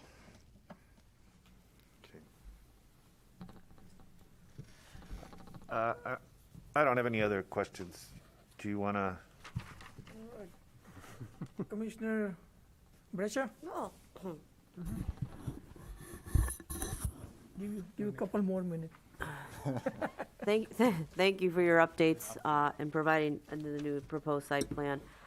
One of the questions I had was, it looks like you're relocating 6 parking spaces in this new proposed site plan. Where do you intend to put them? Where you see the words relocate spaces in the boxes above them. So yeah, there's 3 parallel spaces that are removed so that the buildings can shift back. And then where it says relocate 3 spaces, kind of in the middle of the site, just inside of the entrance lane there. 3 spaces will go there at that little island. And then over to the left or to the north, where there's another little planting and island area next to garage G8. 2 more spaces there, and I think there's one more continuing to the north at the end there at that little island at Building 3. Is that above Building 3? Pardon me? Is that above Building 3, or? It's the arrow is right next to the island that's off the northwest corner of Building 3. Did you also take into consideration the turning radiuses too for any big, large-sized vehicles or apparatus that's going to be going down? Because it looks like you narrowed the aisles also when you push that 5-foot back. I'm just going to ask my engineer to nod if that's the case. I'm sure they did. Sorry, Brock Emmett, Come on up. Solar, civil engineer. We did a full turning study regarding the fire apparatus to make sure that emergency vehicles can reach all the buildings from any access point. These particular areas, yes, we are going to be kind of slimming down everything, but in the grand scheme of things, they're not going to be going through here for emergency access. They'll probably go where we were taking out the parallel spaces to get direct access to the building. So from an emergency standpoint, it should not be an issue regarding shrinking these areas. Okay, so all turning radiuses should be compatible to accept large vehicles. Regarding these 2 parking areas, just the one on the left side, I would say, because the one on the right side to the south is kind of a dead-end parking area. So they're not going to be kind of turning around. They'll be pulling in and pulling out if they were to go in there, but more likely that they'll be pulling on the side of the aisleway. Okay, it just looks really narrow on this picture, so that Sure. You know, that- In the grand scheme of things, it's 24 feet to 22. Okay. So it's really just 2 feet, which is comparable to allowing for access. Can I ask Mr. Edmond while he's up here, and I'll go. Sorry to interrupt your question, but just while he's here, just to explain a little bit about the snow shelf and DOT's requirements on the sidewalk, because it was a question that came up. Yes, I believe that was a question from the public. So this is really coming down to a DOT sidewalk. It's within the DOT right-of-way. There's a 3-foot snow shelf of lawn, and then there's the sidewalk. Now, conjunctively with that snow shelf, there's a 2 to 3 foot aisleway for the drive or the road. So you have the median, which is the double lines. Then you have 2 lanes. Actually, I think it's 3 lanes, particularly here. And then there's the aisleway, which is more for just a buffer between drivers and the curb line to allow for either, maneuverability or just drainage, or just allowing for snow to be deposited onto the lawn. Sorry. Yeah, the shoulder. Yeah, aisleway shoulder. Essentially the same thing. A question on buildings 8 and 10. You were saying, are those going to be looking like the Landons and Cromwell with the peaked roofs? Yes. Okay. Yeah, so those are going to, all right. Yes, that's correct. Oh, no, That's no. specifically Pretty sure why I was we- right about that. That's specifically why we picked that building. I took a picture of it to show you that that's the look. Because we are trying to step that down to a 2-story to work with the neighbors adjacent. The Okay. abutters. And is the same type of brick front like the Landon also? No, what's on the Landon is stone. What we have, this one's going to be more brick, which is traditional for the area. It's the brick that we showed last time that we brought the sample up. Yeah. So it's instead of the stone, which you see. Because the Landon, I like the stone. It's beautiful. Well, we have a combination with the introduction of the stone wall. We have the stone at the wall in the front here. If you look at the plan, this is that off of Route 99 Main Street. Those blue lines would have been this stone wall that we're showing here, and then you're still going to have the lower portion of this instead of being the stone, being a more traditional brick. And you said that was something you guys had taken into consideration for your conversations with people? Correct. Okay, all right.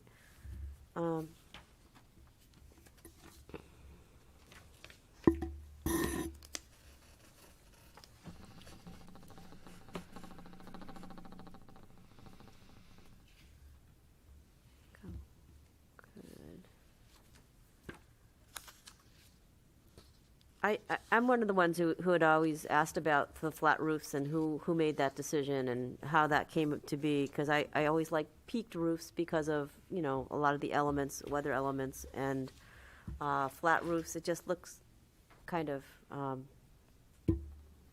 Well, the buildings along the front, even though they look like they're flat, they are still sloped. The parapets Right. are just there to conceal it. right, yeah, they have that little slope in the back, yeah, okay. And parapets are something specifically called out in your design considerations as something the commission wanted to see. To break up the lines. Yeah. Yeah, no, that's, I would like to see peaks, but I understand. Well, you'll see plenty of them. All right. All right. Commissioner Rose, you ready? I think I'm ready. All right. But I may have to come back a second time. Couple of things.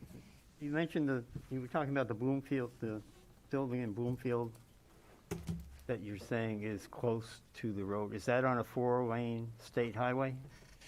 It's on a state highway. It's on Bloomfield, State Route 189? 189, yeah. Okay. Okay, as far as the sidewalks, it's nice that you moved the buildings back. I wish it was twice as far as you did, but unfortunately, you're replacing where the building was with a brick wall or stone wall. So that's not widening the area in front of the building for pedestrians, unless people walk on the stone wall. No, they wouldn't walk on the stone wall, no. Right. The So you're- sidewalks, I believe, are 6 feet, which is what the town requires. Okay. Are you moving the sidewalks with the buildings being further back now? No. Okay. As Mr. Emmon just told you, it's the state's road, it's also the state's sidewalk, it's in their right-of-way. So the DOT will tell us where's the sidewalk need to be and what snow shelf does there need to be, and they decide all that for purposes of public safety with regard to the traversing of Route 99. Okay. But the concern that, I'm sorry. Also, just regarding the stone wall, the stone wall was to address a concern posed by the commission about the safety of pedestrian. By moving the building back 5 feet, which we propose, gives that level of safety. The stone wall could easily be omitted. It was a suggestion and a comment that we addressed from the last hearing. Okay, I just, some of the concern too was the fact that people are going to be really close to the sidewalk, to the edge of the road. And by moving, and that's one of the reasons people wanted the buildings moved back. Now they're not going to be able to walk any deeper into the property on the sidewalk as pedestrians because you're You're basically putting a stone wall where the building wall used to be. Or maybe Isn't not that, exactly. isn't that true all the way up and down 99, wherever DOT says to place the sidewalk, though? I'm not talking about the sidewalk. I'm talking about the pedestrian access. People are still going to be right on the edge of the side and the edge of the road, which is fine elsewhere. But now you're talking about making this pedestrian friendly, but by not making the area in front of the buildings wider for pedestrians, it's not any more pedestrian friendly than if you left the buildings where they were, as they were last month. Oh, I'm not sure I'm following you then. When you say wider for pedestrians, are you talking about the sidewalk width? Just the general, I mean, the general area between the road and the building. You, Well, you increased it from, That's okay. you increased it to 23 feet, but you increased it by 5 feet. in Right, each but there place. wasn't area other than the sidewalk in front of the residential buildings for pedestrians to do anything previously, and there isn't now either. There's a Right. plaza in front of the mixed-use building where pedestrians can cross, and there's a pocket park at the other end. So my point is you're basically defeating the purpose of moving the buildings back because it's not making it easier for pedestrians to walk on in front of the buildings, correct? If that's what you viewed the purpose as, then maybe that's so, but that's not what I heard from the commission. What I heard was there was concern about the buildings being too close to the road. There was concern about safety for the residents who have a first-floor unit, and so we believe we have, to some degree, addressed that concern with moving them. I'm not sure what else we would be doing there with regard to pedestrians. Okay.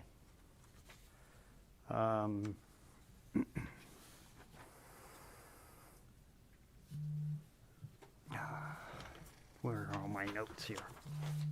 A lot of stuff going on here. I would like to know in advance that the office building will have a commercial area in advance, rather than say, well, if we can't rent it, then it's going to be office. That's not the way we normally would approve or judge a development. I really think we should know, is it going to be office or is it going to be commercial? We can't, I mean, there's no ifs, ands, or buts about it when it comes to approvals of developments. Well, sure you can, number one. Number two, as you know, we made that offer because of the complaints we heard about there not being enough retail space. So we're Right. trying to do everything we can to say, if there is market for it, which we have serious concerns about, but if there is market for it, we're willing to convert it. And then there will be retail. We're not willing to say it will be retail definitely because it may not work. And then all your fears about having a failure of a project or vacant space or inadequate quality of retail may come true. So we think the offer makes sense. If the commission doesn't like it and you want to say, no thanks, never mind, just make it all office, that's our original proposal, so we would accept it. Okay. So you're not willing to say that it's going to be part commercial and part retail and part office? I'm willing to say what we said, Okay. which is if the demand is there, we're willing to bring in more retail and put it on the first floor. Okay. If the commission decides we don't want to have it uncertain, then you can approve our original proposal to make it all office. Okay, the only other thing I have, the traffic in this would be significantly less than it was when it was an Ames office building, which may or may not be true. It is true. But we have an issue where by 6 o'clock, roughly 6 o'clock at night, the Ames property was vacant. Everybody went home, all the office workers went home. In this case, even though the traffic overall might be lower, which again, I don't agree with, but I'm not going to argue that point. It's going to be there's going to be people coming in and out 24 hours a day. People work second shifts, people work third shifts, they go out to dinner, they go out to baseball and basketball games, and they'll be coming back at 10, 11, 12, 1 o'clock in the morning. Is there any consideration to making that a one-way out access road so that anybody that's going out, very few people leave their apartments at 10 or 11 o'clock at night to go out. But they do come back home 9, 10, 11, and 12 o'clock at night. So if you made it a one-way out, you'd have no traffic, virtually no traffic at night, rather than having people coming in and all. Because this roadway is really close to 2 houses. I mean, it's within feet of the 2 residential houses. And to have people coming and going 24 hours a day or all hours of the night, I think should be addressed. Please do. Introduce yourself. Yeah, sure. Hi, Emily Foster with SLR Consulting. I'm a civil engineer specialized in traffic engineering. I just wanted to clarify that residential overall daily this development will produce a lot less traffic than the Ames building. And then additionally, with an office building like the Ames building, all the vehicles are coming in and out in the peak hour traffic. And so to your point, distribution of traffic throughout the day is a lot better than having, specific shifts that have people leaving at the exact same time. And so to your point, yes, there will be some vehicles that come in and out at late night and stuff like that, but it'll be a lot less. And you still see generally peak hours being popular with residential because people are going in and out of work. But with COVID, things have changed, and a lot of people are staying home a lot more, so there could be less traffic. Well, that's going to end someday soon. That's Maybe. not 50 years from now. We won't be worrying about that. I'm just concerned about, like I pointed out, the Ames office building. People were showing up at, say, around 8 o'clock in the morning, going home if they're working a little late, the latest about 6 o'clock, and then the property is vacant for the rest of the night until the next morning, and it's only 5 days a week. Now you're going to have... I don't know that they didn't have multiple shifts of some kind in the evening. They're not going to have 200 people working third shift at an office building. No. But anyway, I don't want to debate that point with you. But now we're going to have as many as 600 residents that are going to be... You have 333 bedrooms. If you have 2 people per bedroom, then you're going to have between 600 and 700 people living there. There's no restrictions on when they can come and go. They don't clock in the morning and clock out at night or anything. There will be people coming in at all hours of the night. Some may have been out partying and maybe a little noisier than others would be. So I really think we should consider having that be an out entrance only, an out access only, so that no one will be coming home through that road at night. And we have to consider the residents in the neighborhood too. We certainly have. I mean, and that's certainly a valid concern. I think our traffic engineers who have evaluated what's likely to be the traffic distribution from this site, where people likely to be going, don't find there to be a high likelihood of a great deal of usage of the driveway on Pratt Street. But having said that, I would also say, in fairness to my client, potential owner of the property, it's a large property that has frontage on 3 roads. It has long traditionally had access to Pratt Street.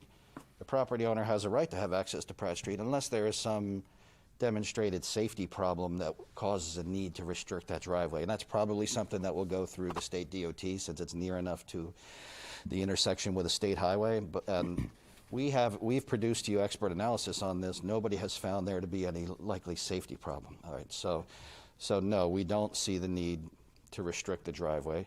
Could people come home at night? Yes, but we don't envision that with the clientele that we have in these types of apartment developments. No, we don't expect that to be a lot of people, nor do we expect it to be something where if somebody's coming home at night, which they have the right to do at the houses next to our site, and they have the right to do at the condos all around our site, and they would have a right to do at any 24-hour, 24/7 business on our property. We don't expect that to be disruptive or to be bothering anyone. Okay, well, okay, thank you. That's it for me, for now. Sure. Just keeping with that point on Pratt's. I'm oh, sorry. yeah, go ahead. Can I ask Emily to add one additional thing that she thought would be helpful in terms of traffic counts? Hi, Emily Foster again.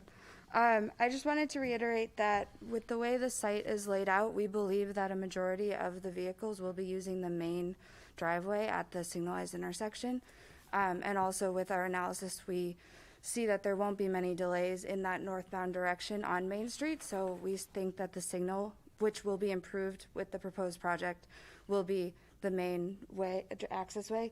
We only estimate that approximately three cars in the morning peak hour will be using Pratt Street inbound, 6 outbound, and then similarly 7 in the afternoon peak hour inbound and 6 outbound. So we really don't think a lot of people will be using Pratt Street. It realistically won't be the fastest way to get to the site, most likely.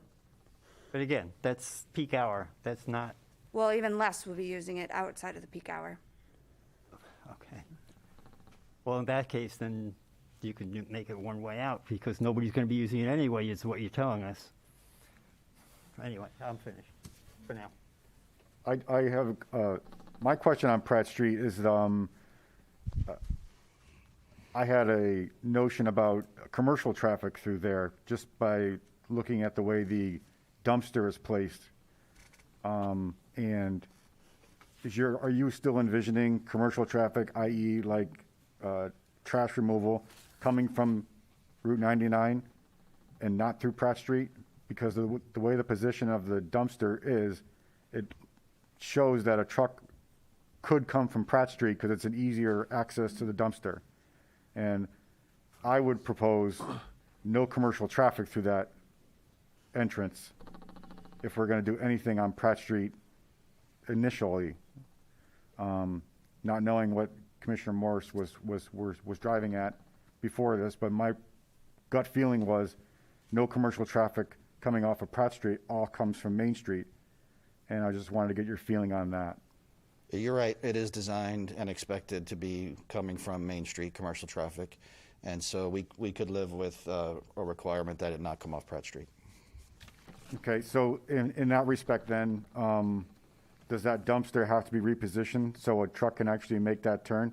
I don't think Or was so. that analyzed as part of your movements?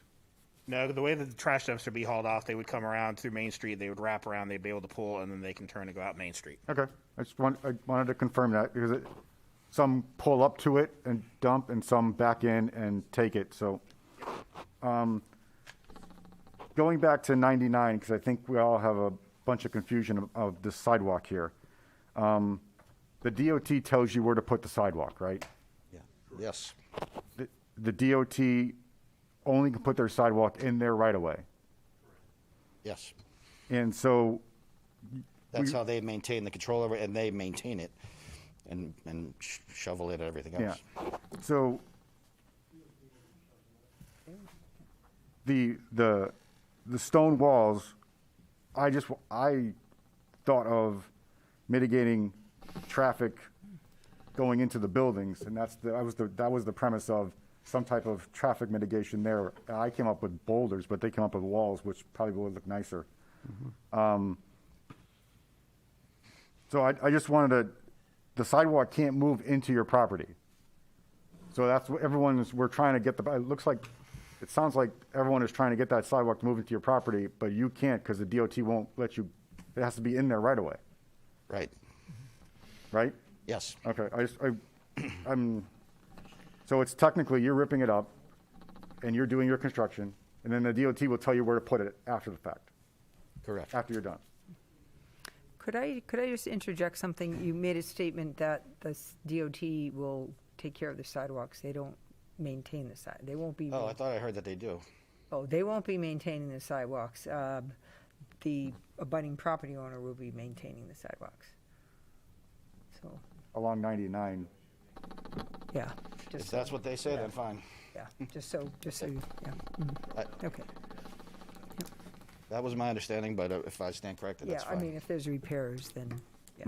Okay. Thank you. I don't have anything further. I just wanted to make sure we all understood about the sidewalk, and I had Thank that you. question about Pratt Street, so. Okay, thanks. Anyone else, or I can go? You can go. All right.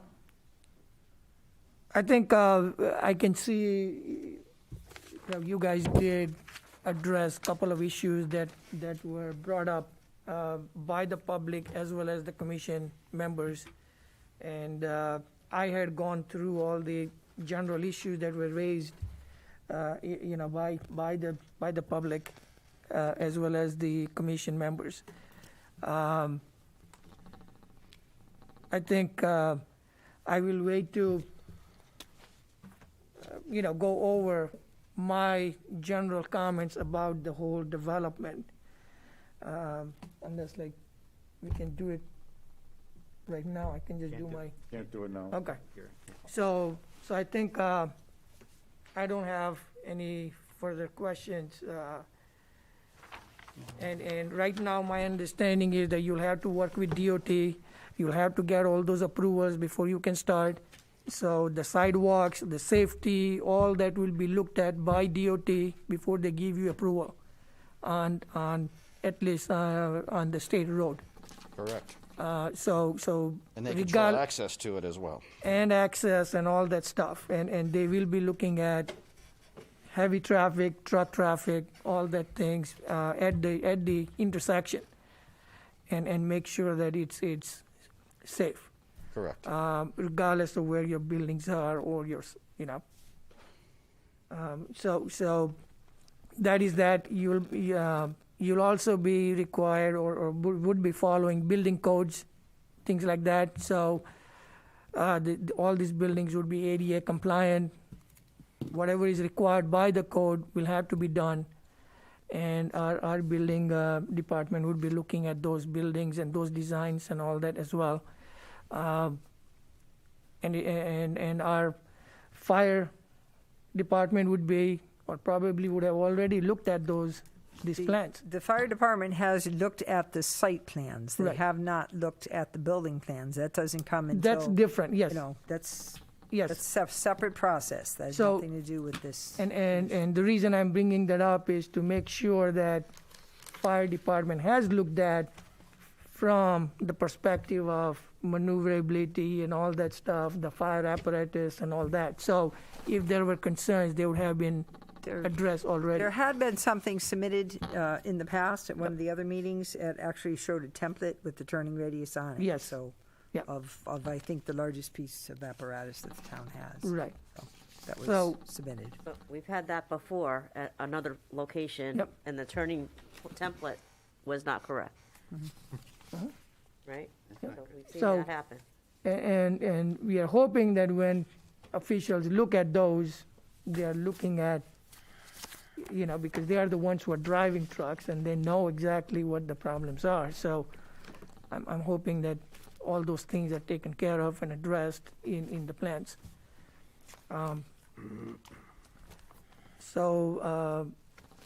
The other issue was the water infiltration, the runoff, and all those things are, as we have seen in the past, are taken care of, are addressed, and will be taken care of when you do your stormwater and all those. So I think it addresses those issues as well. Those were the issues that were raised by the neighbors, because right now they have a lot of water damage on the properties. I think you guys moved a couple of buildings in the back where the residents were, and those concerns are addressed as well.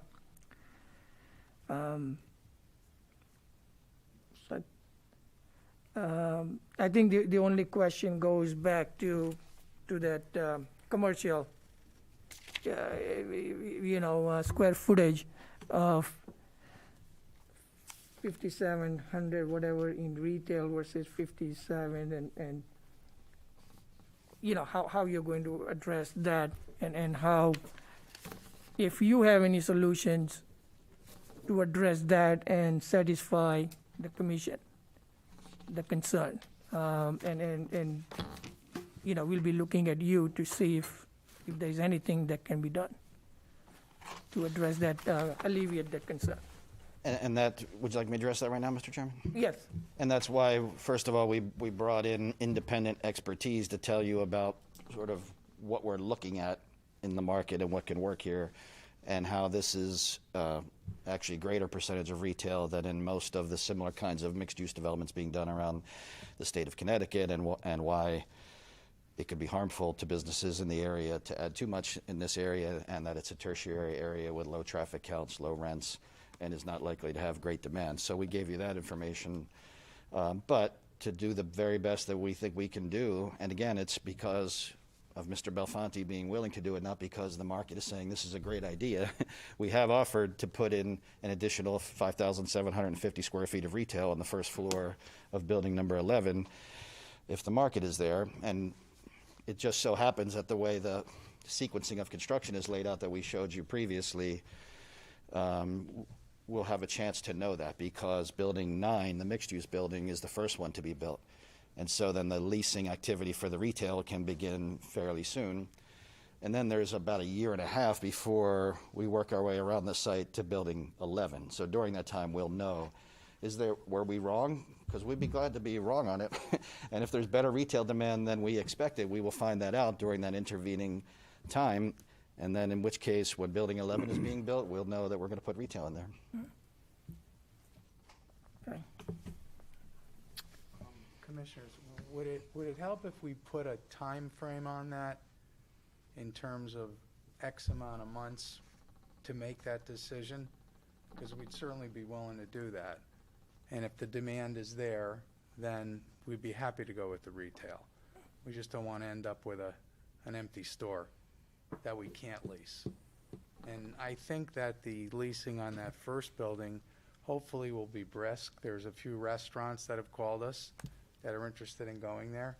So how about if we put like a 24-month time frame on that, and if we do well in the front, we will convert that first floor to retail. Just a thought, if that helps. Yeah, I mean, and again, I think it will be up to all the commissioners, but at least it looks like you are, willing to put that something as part of our conditions, or something that can, we can go back and I mean, we'd and be review. happy if someone came Yep. more quickly than the office. It would help us. So we're willing to, I just want to show, show some flexibility. Okay, thanks. Thank you. I just think it's hard to predict what's going to happen in 50 years. I think it's hard to predict. But if you can be flexible to go both ways, I think that's to our advantage. We don't know what's going to be. In 50 years, there might be a lot of need for retail. You don't know? Well, sure.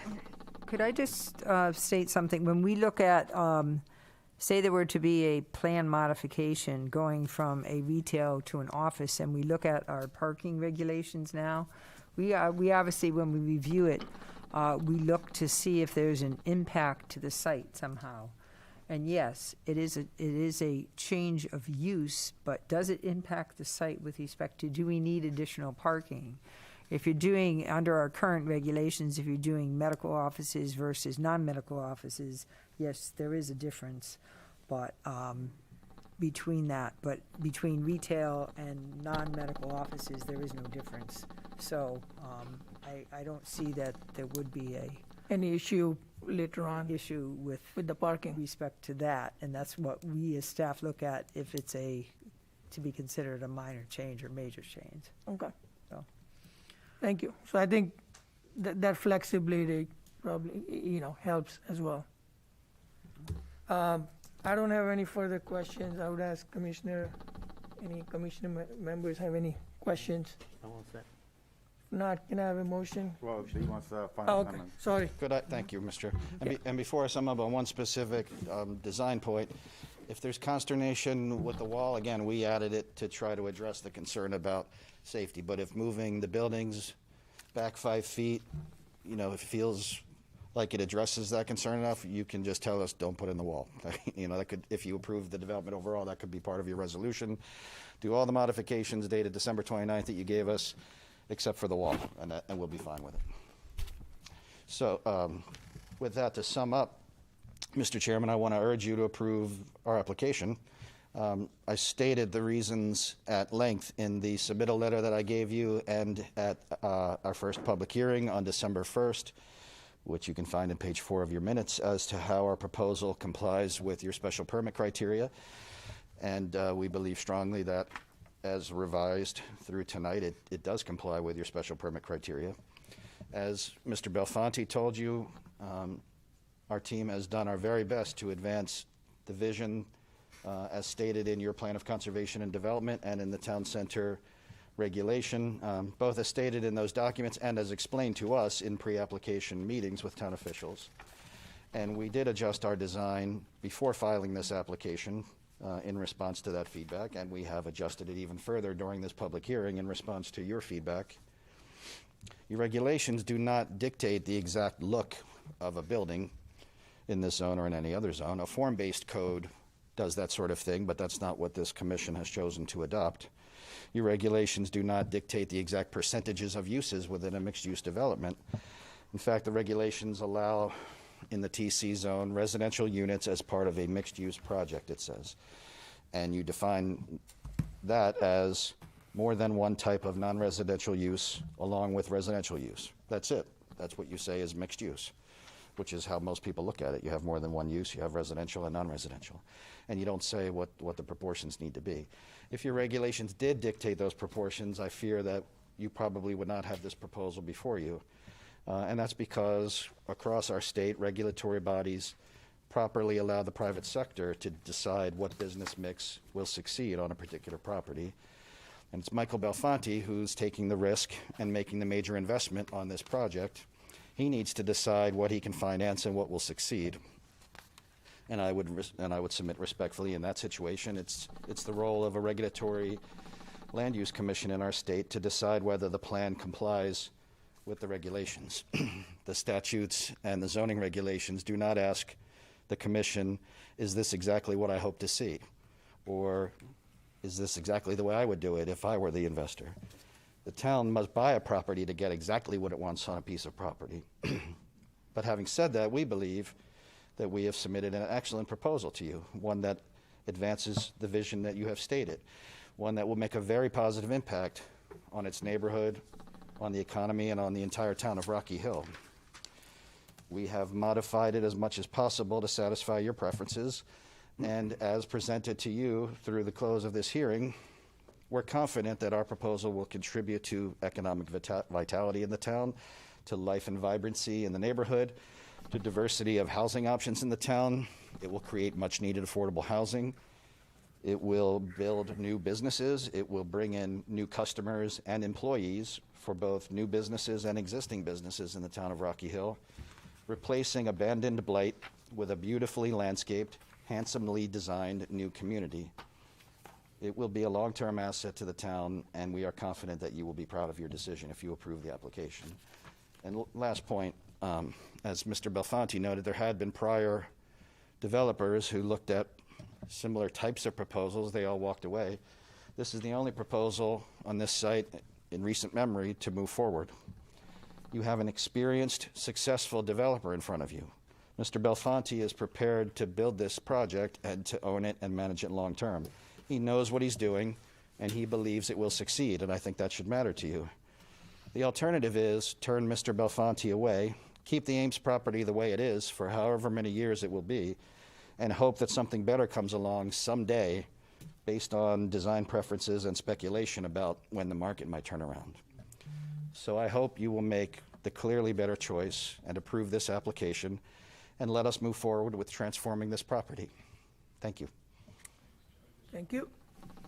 Yes. Thank you very much, Joe. You know, words go so far, and character is what this is about. And our company promises to do the best possible job here and to make everybody proud of what we do. And we're going to stick to it to the long haul, and we won't let you down. Thanks so much.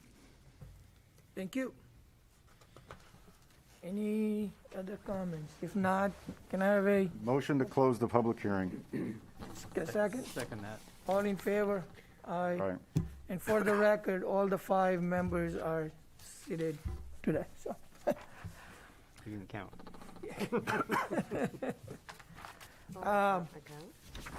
I'm going to, Second was Alan? yes.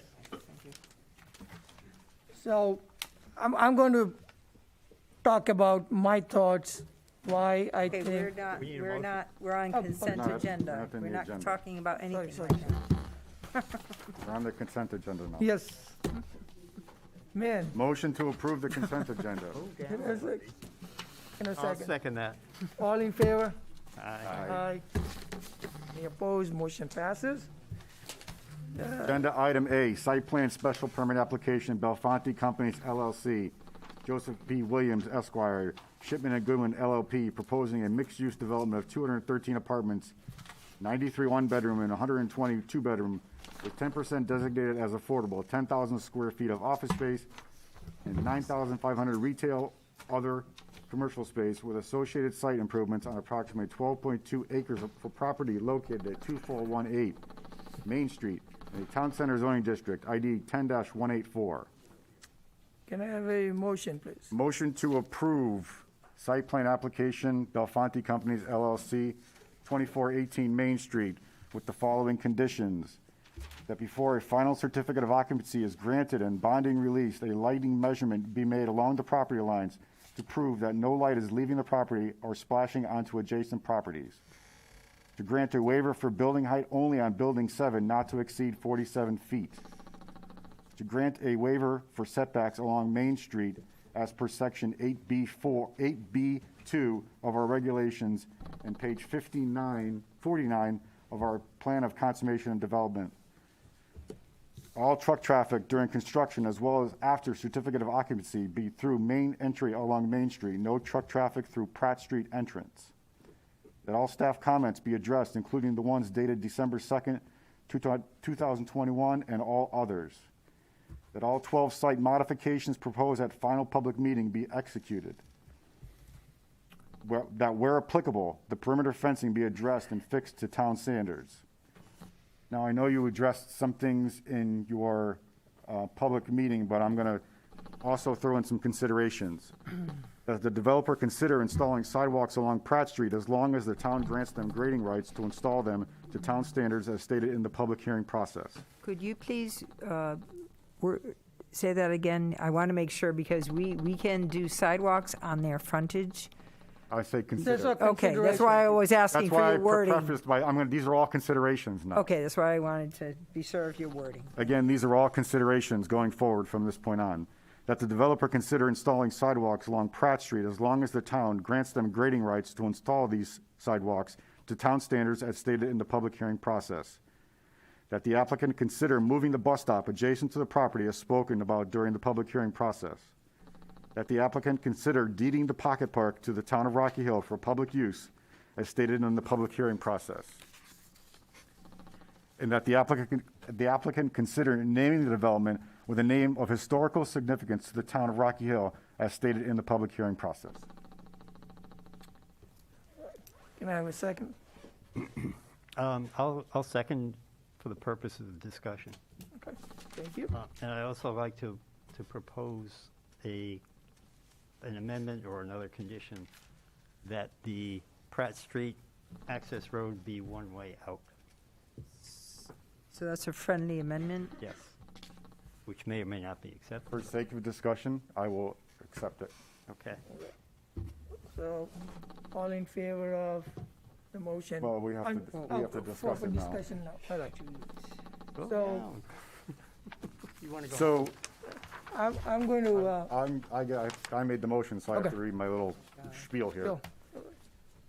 From the Buckley and Stevens Mansion to the prescription shop, Finest Supermarket, WT Grants Plaza, and finally when it was abandoned in 2002 by the Ames Department Store, the property we are looking at tonight has always been a place where the town of Rocky Hill strived to stay vibrant. The town center district consists of over 50 different types of properties, from Scoops and Sprinkles and the Floridian Society to the north, to CVS, the Center Green, and Pratt Street to the south, all along Main Street, the Silestein Highway, the Public Safety Complex, the Town Hall, and the Senior Center along Church Street and Old Main Street. You can even add Glastonbury Avenue as a potential mixed-use expansion area to add to the town center node concept. With our current plan of conservation and development and our current zoning regulations, we as a community made a statement that we want to fix the years of blight on this property. I made the motion to approve this because I believe this proposal achieves what the POCD was looking to do. To clean up the blight, we call the AIM site to create a sense of place for the entire zone with increased density and transit connections. Add activity to the area by adding mixed-use buildings to the properties in the town center zone. It also provides some state Connecticut growth management principles such as redeveloping or revitalizing the region centers in areas of mixed land uses and expanding housing opportunities to give Rocky Hill a more diverse housing portfolio. Environmentally, we heard the story from Cedar Hollow condos. For years, they've been suffering physical damage and expense to their complex for all the environmental issues this site creates. By adding more green space and proper drainage practices, the hope is to finally help these residents. Because the developer will also stay on board to manage the property, there is finally some accountability for the property and all that it brings to the surrounding community. I encourage the developer to continue to be part of the development of the town center and to be a champion of making this area of Rocky Hill the best it can be. All right. Do you want to go as a seconder? I'll go after. You can speak. All right, thank you. You're anxious. How many pages you got there? I got 3. Oh, forget it. No, go ahead. I'm going to bring some perspective to the area we call the Village District. This proposal and our town regulations, including the POCD, which is an advisory document, I asked myself, what is the salient feature of this village district of our town? And you should ask yourself as well and see if you can come up with the same answer. It's the state Route 99, or Silas Deane Highway as we know it. There is a highway running through our town where we are trying to create a town center. This highway has taken away the opportunity to build what we could have, our town green. Because of this highway, what has happened is that commercial development happened on both sides over the years without any specific theme, and we never had an opportunity to develop this area cohesively. Now we are trying to salvage what we have and trying to create a village district. When we approved our POCD in 2015, we went through a lengthy public process. We had a charrette, I believe, at the middle school. This is what we, as a town, with the help of our residents of Rocky Hill, developed a concept of village district. What is a village district? The town center district is declared as a village district by our town regulations. How big it is? Let me just give you an idea. It encompasses an area from Pratt Street on the south to Chuck Steak's house, this is approximate, on the north, and one block property line on the west of Route 99, and portions of Church Street, Old Main Street, Glastonbury Ave, and east of Route 99.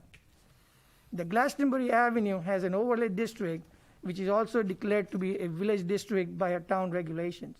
In total, there are about 87 parcels consisting of residential, offices, public properties, parking lots, a church, and various retail and commercial businesses. Why am I bringing this up? Just to show that village district is way, way bigger than the development of about 12 acres that is being discussed today. This parcel is privately owned, just like the most of the 87 parcels within the village district. There are few town-owned buildings, open spaces within this district as well.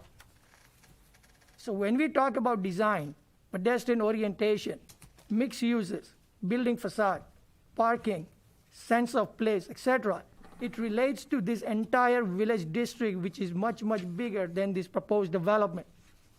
The town has started creating some of the features discussed in our POCD and zoning regulations by installing sidewalks, making improvements at the intersection of Route 160 and Route 99. To create a village district, it's going to take the efforts, cooperation of all the property owners within the district and the town collectively. What is being proposed enhances what is there now and provides a lot of elements of the village district. The developer has shown interest in giving the Pocket Park area to the town, including the willingness to construct sidewalks on Pratt Street along property that the developer doesn't own. We also have to remember that this is a private property. There is only so much can be dedicated for public access. As I said, the entire village district has to be considered and provide for public access and other elements of the village district where town owns the properties and/or has the right of way. Let me remind my fellow commissioners, I know you all know this, and the public, that we have town regulations that we have to follow and abide by when we review any proposal that comes before the commission. We may like or want things or mimic ideas from other towns, but at the end of the day, one question comes down to is, does this proposal comply with the requirements of zoning regulations? Remember, every town is different and they have different strengths and weaknesses. This site has been vacant for 20 years, almost 20 years.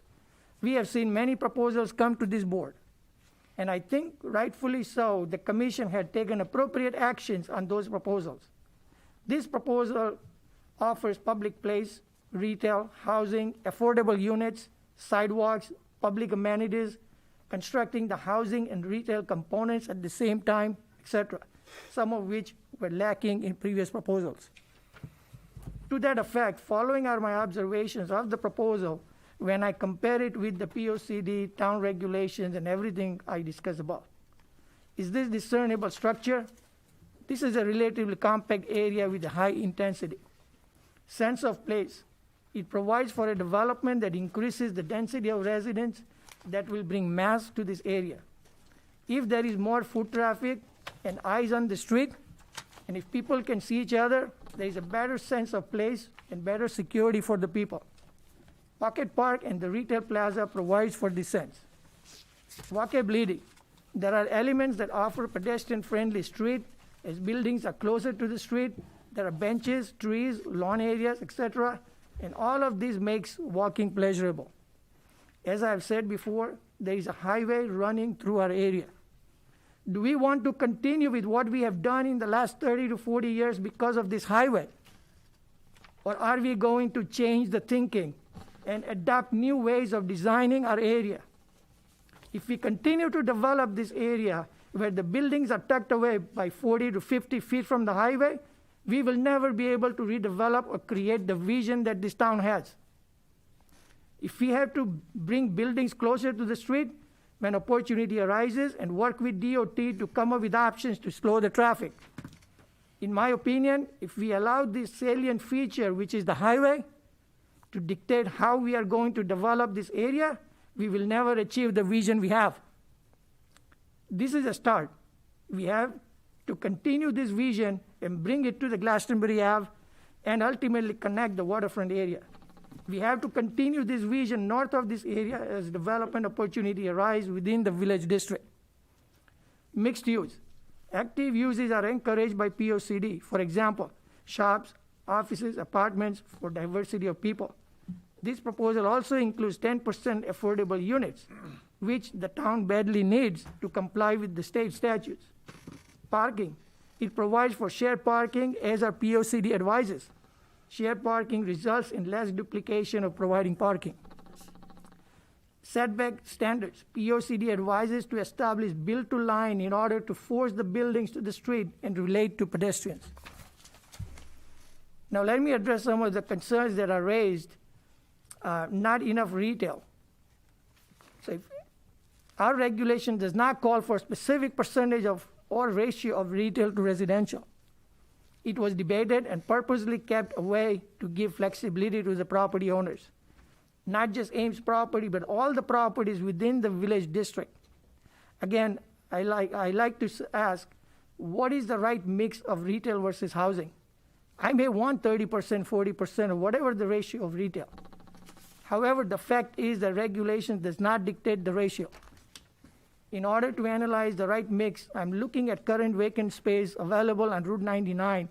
For example, retail space available at the Horizon Complex, where Kohl's and Aldi Plaza is. The retail space available at the Town West Project, and many other retail spaces that are vacant in our town. This shows the current trends and the fact that retail is hard to sell in the age of Amazons of the world. Housing and people living in those apartments units bring mass to an area. These are the future residents of our town who will be walking on our main street, shopping at our local stores, going to our local restaurants, and bring food traffic. School-age kids. analysis presented by our town staff economic development director, Mr. Carpentino, based on May 2021 BOE data, shows that this proposal will generate on an average less than 15 public school-age children. Again, these are facts, not hearsay. The two recent residential complexes, one constructed in 2013, which is Altera, and the other in 2015, the Montage, both have 144 units each, have generated a total of 14 public school-age children. We have, and for the point of reference, in my neighborhood, which is 1 acre zoning, we have 12 houses. Take a guess how many school-age children we have. The number is 7. Just think about that. Too close to road. As I've said before, why should we let the state highway dictate how we want to develop our town?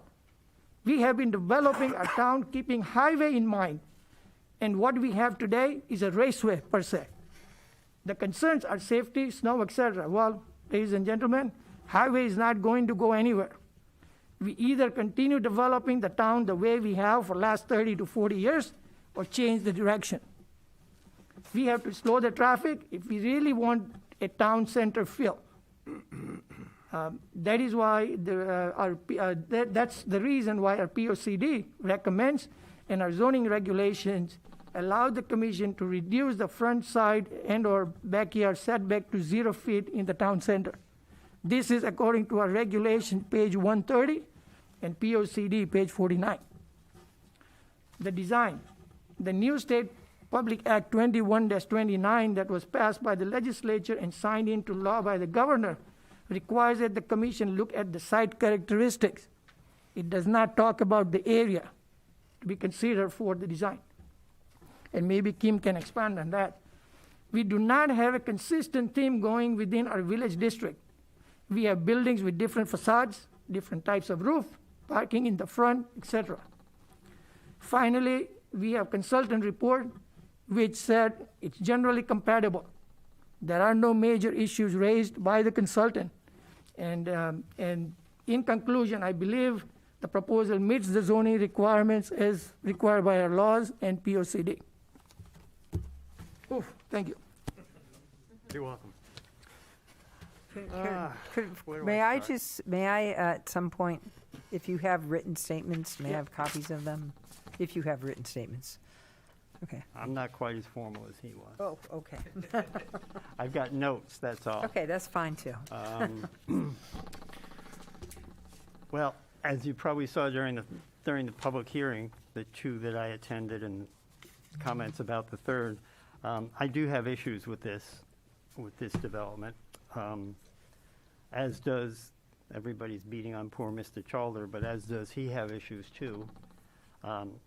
Generally compatible, he found some of these aspects generally compatible, but those are the minor ones of all the considerations that he took into account.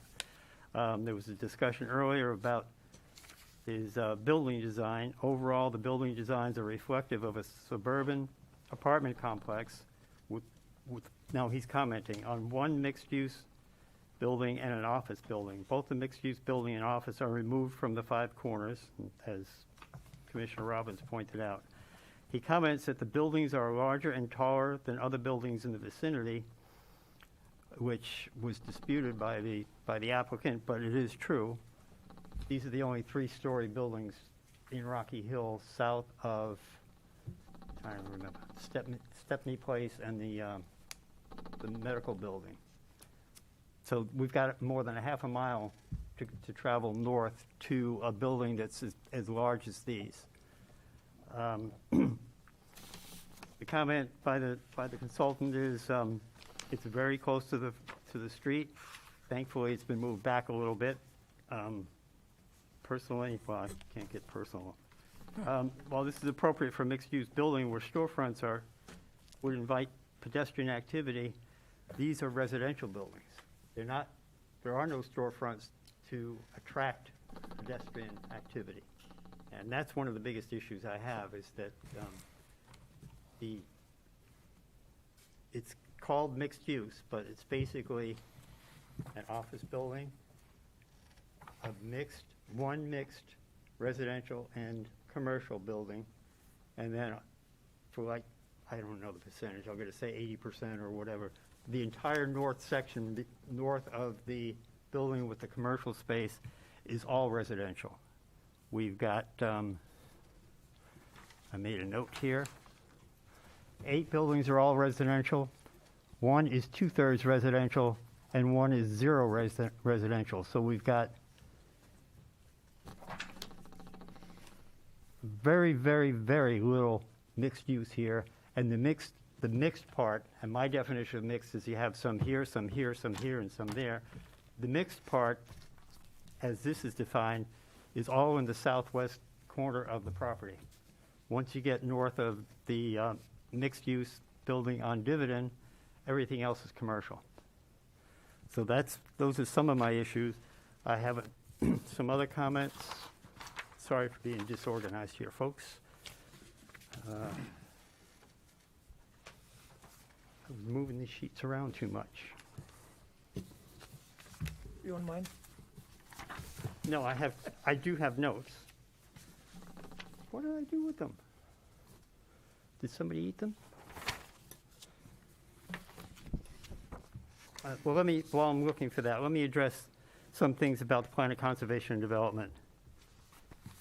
We have, you touched on some, which were good observations, but a design issue, street level, provide a storefront on street front sides of the building or buildings to attract and engage pedestrians. We only have residential buildings on Main Street. What page is that, Alan? It's on page 49. Okay. Signage isn't an issue, parking isn't an issue. Uses, encourage or require active uses such as retail stores and restaurants rather than passive uses, which we put a lot of time into this. We have all this non-passive use in one corner of the property. And we only have it in one building and the office building. Intensity is an issue. We've discussed the setback. I agree it doesn't have to be 35 feet back, and the fact that it's been moved back a little bit is very positive, and I was happy to see that tonight. I was also happy to see that other building moved a little bit further north, further from the individual private houses. Then we have streetscape, provide ample sidewalk width to encourage pedestrians, window shopping, and outdoor dining, street trees and street furniture, plant trees, etc. But this development does not encourage pedestrians and window shopping, because the only windows that they can shop at is people's living rooms and bedrooms. The first floor of 2 buildings on Main Street are residential. And I know if I lived there, I wouldn't want people window shopping in my bedroom. I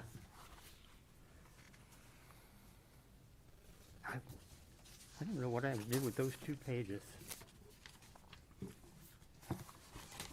There we are. I'm sorry, folks. Sorry.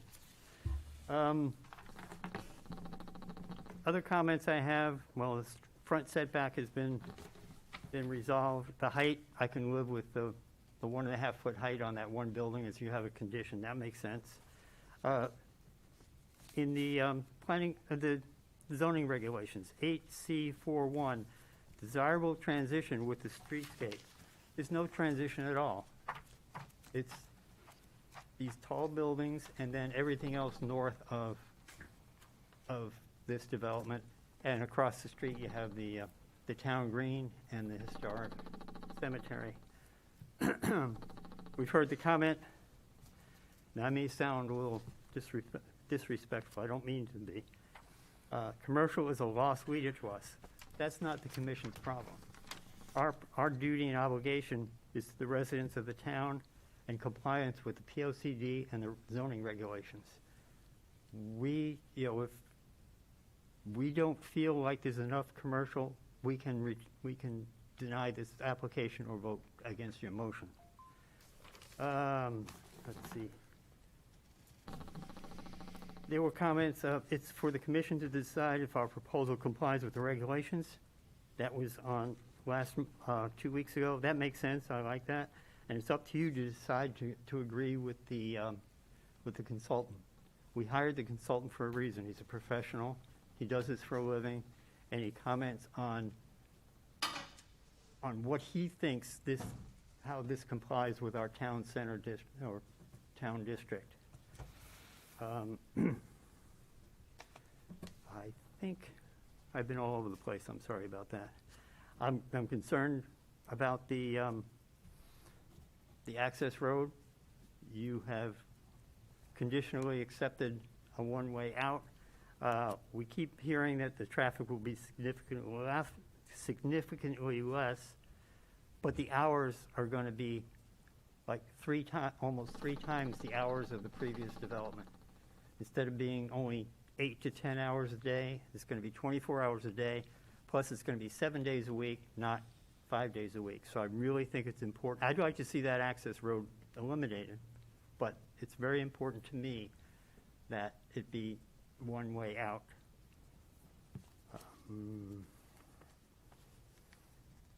I think I've covered everything that I'm concerned about. So I've got a lot of concerns with voting yes for this, for the motion that you. Are we gonna have discussion, or are we gonna, Yeah. everybody's gonna? Yeah, let them finish, then we can have a discussion. Yeah. Well, this isn't. Oh, well, no, everyone, No, I want to, does anybody want to come in, or? yeah, let them finish. Do you, Commissioner? Boy, these make you tough to breathe. I'm all out of breath just from this mask. I mean, they don't have to, if you don't, do you want to discuss, or do you want to let? It's up to you You're guys. going, right? Well, this is a discussion. You want- So, the one question I have, Alan, I'm sorry. oh, I'm sorry. Yeah. No, I Oh, think we go should. ahead. Yeah, right. Let's I see what finish. you mean by discussion. Let's Yeah. finish and then, yeah. Yeah. All right. Well, I mean, we're hearing a lot here about what is and what isn't. But in a nutshell, for us to fill our roles here, we have to make a decision ourselves about what is and what isn't. And anything beyond that's an opinion, not a fact. Our tasks are delineated in detail in here under village district considerations. Design being one of the most intense, and design being the one that our professional expert village consultant had the most issues with, and did not define them as being generally compatible. And design has a lot to do with this decision. Compatibility, encroachment into buffer zones that we have not yet approved, so you can't say something's in compliance if we haven't approved it yet. So the encroachment inside the buffer zones is to be decided by the members of the commission. So that's 35 feet, and we're about 22 feet into that buffer zone along the frontage. So that's a special consideration that we can't say on record that we're in compliance with something. The decision hasn't been made. It sounds like the decision's been made, but decision has not been made. And that's a big issue, is having those two buildings, 2 and 6, pushed up against the street when no other buildings in the area are pushed up against the street. And then those two buildings are 3 and 4 stories high when they don't have to be. And there's no retail in the bottom of those buildings, which was the whole concept behind putting together the mixed-use regulation when we sat here for days and nights on end talking about how we wanted to bring people to the downtown district. We're going to bring people here, but the people who are going to live in the apartments, and they're all going to be inside that encapsulated development where all the buildings are pushed out to the outside of the perimeter property, encroaching into the buffer zones, creating a fence-like environment or wall to keep the public out. This is contrary, this is an exception to pedestrian friendly. The sidewalk's already there for most of the property, so we're not gaining anything with the sidewalk. So I have concerns. You know, I agree. I agree that anything that what we have now is better. I don't disagree with that. But where I have an issue is agreeing that we have to accept what's being put in front of us because we don't have a better option. And I don't see that as our role. I see our role as having to look at the considerations and think 100 years out, what do we want that town center to look like? And what was the purpose of writing this mixed-use regulation anyways? And if later we say, well, this mixed-use regulation's keeping us from developing the property because it's too difficult, then that needs to be the discussion. But under the mixed-use regulations, the principles and the things that we say for supplemental considerations, there's just too many issues here that, to be addressed properly, would involve a scope change beyond any special conditions that we could put on the proposal on the table, starting with buildings 2 and 6.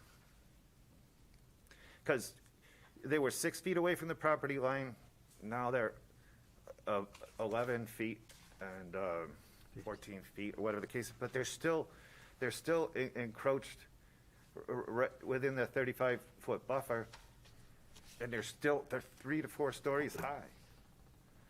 I mean, it's going to be like, we've seen the pictures. You're going to drive by.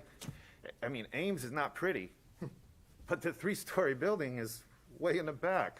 This is going to be in your face, and this is going to be the character of the town. So I have concerns, but I'm not the expert. So I have to put my concerns with the expert, and the expert is the person who's representing our interests as a paid village consultant to provide us with his professional opinion about what he thinks. And I just feel that the design considerations on this project don't make it work for me. I'm just having issues with it.